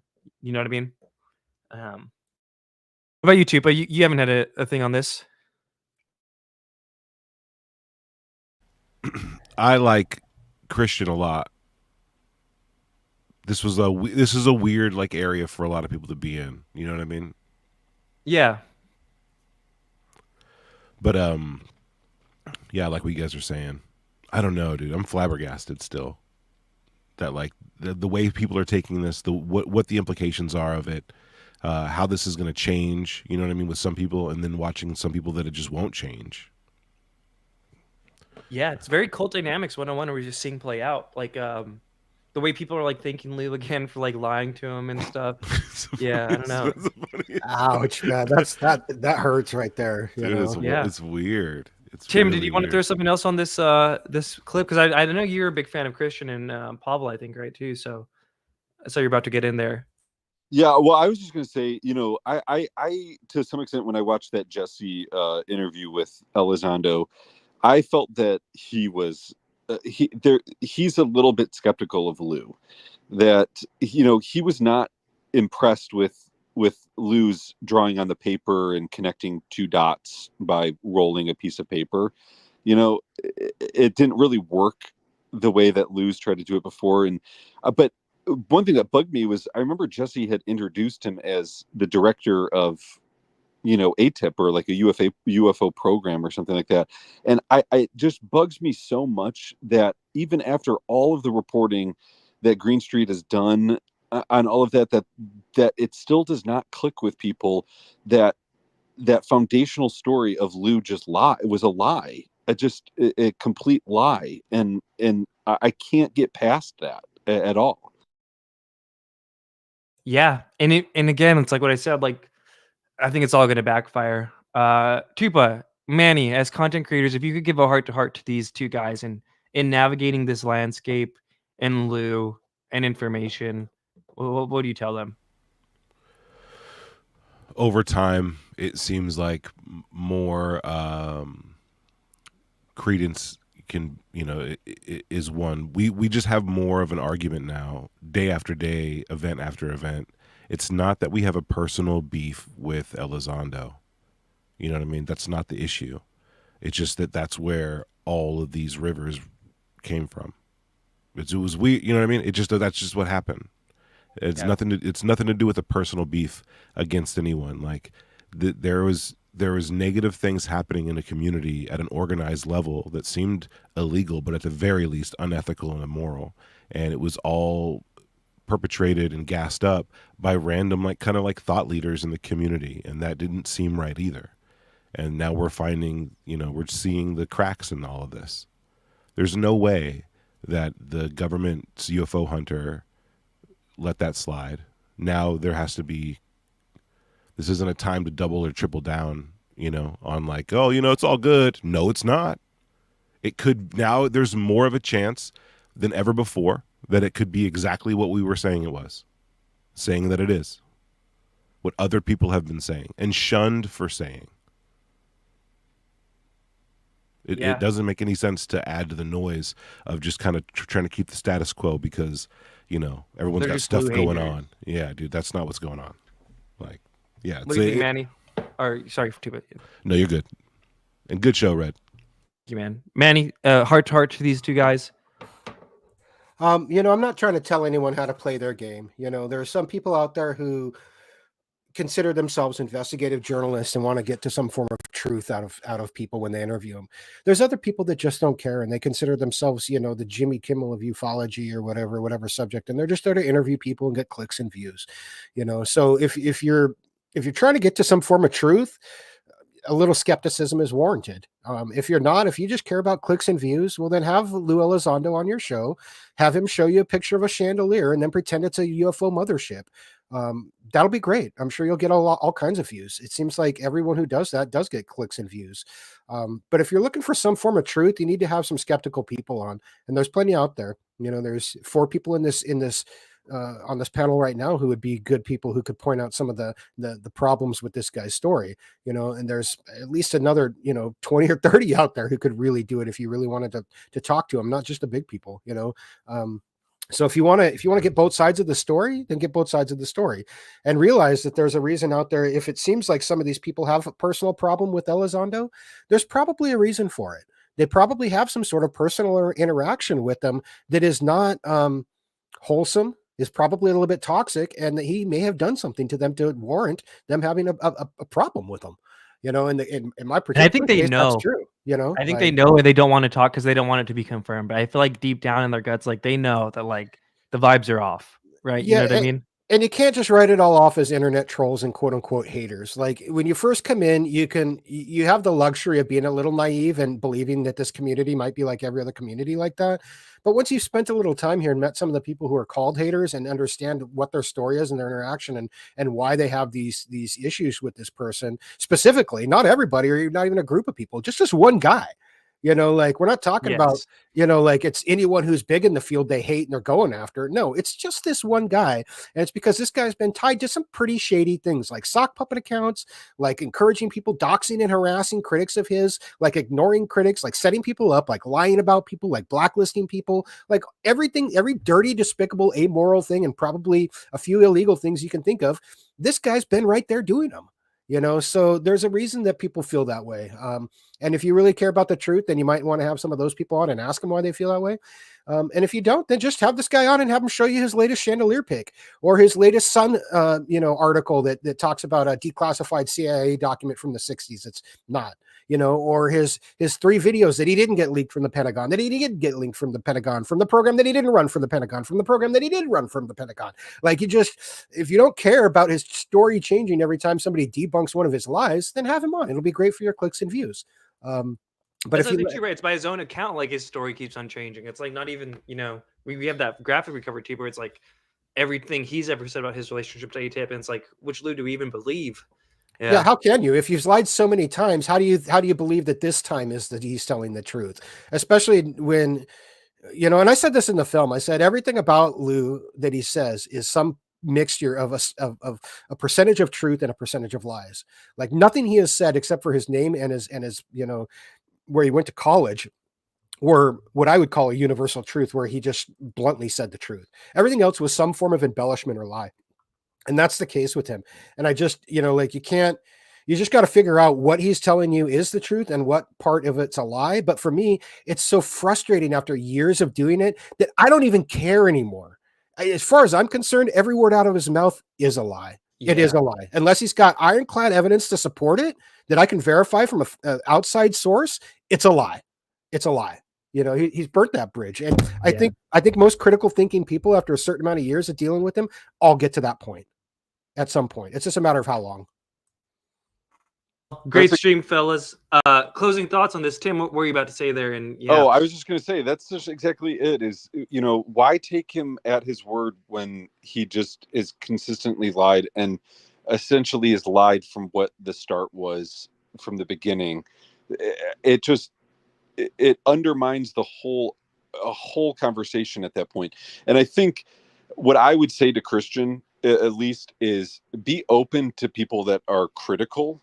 I would. They are who they to even have a Green Street on to have his perspective on it, and at least you don't have to agree with what Green Street says, but let him lay out. And I wish there was more platforms that gave. I thought it was so cool when he would come on Spaces with Tupa and you Red, where he would help kind of break down this stuff. Where when you listen to him, he is not a vindictive person. He speaks with such a rationale about how he had approached and systematically came through and started to sort of break down and see this weird network, this weird web of people that were part of it. That what I disagree with Green Street on is that I think the phenomenon's real, that there's something else. I mean, there's too much evidence to look back at history to realize, okay, there's something going on. What it is, I don't think we've gotten a full explanation with. But I think what Green Street has done, breaking down everything with this 2017 group and this Tooth Stars Academy and whatever the hell the OSAP was, the ATIP was, it has been a pretty clear message that I think would be something for Christian to hear out and hear that perspective, and allow someone like him to express that voice and follow your gut. Think about your own intuition and what you feel is real and what you feel isn't. Yeah, that's good advice. And if you watch, I don't know if you saw the full episode, I recommend everyone go watch it, and I'll link it and stuff. You can see him. The wheels are starting to really turn in his head, and it is interesting. I feel like Pavel's kind of made he's kind of chosen which route he's going to go with it all. But yeah, guys, that was it. That was the stream. Great stuff. Any final thoughts any of you guys want to get on this? If not, I'm going to go get some chicken nuggets. These are just some of the many contradictions that arise when we ask ourselves, who's Lue? Oh, nice. We got a fresh who's Lue in the thing. Thank you, Manny, for being here. It's fun times. Hell yes. Real fun. Oh. All right. Well, I guess with that, thank you guys. Tupa, Tim, anything closing? Great show. Wild times, man. Had to, right? Couldn't not cover this. And good to see everybody in the chat too, man. Tim, great to see you. Manny, I'll talk to you soon, dog. Thanks, yeah. Tupa. Hell yeah, thanks, everyone. Great show. Such an honor to be on these, man. Thanks so much. Thank you, guys. And Manny, thank you, man. All right, I'm going to close it out. We'll probably see y'all in a space or something later. Have a good night, everyone.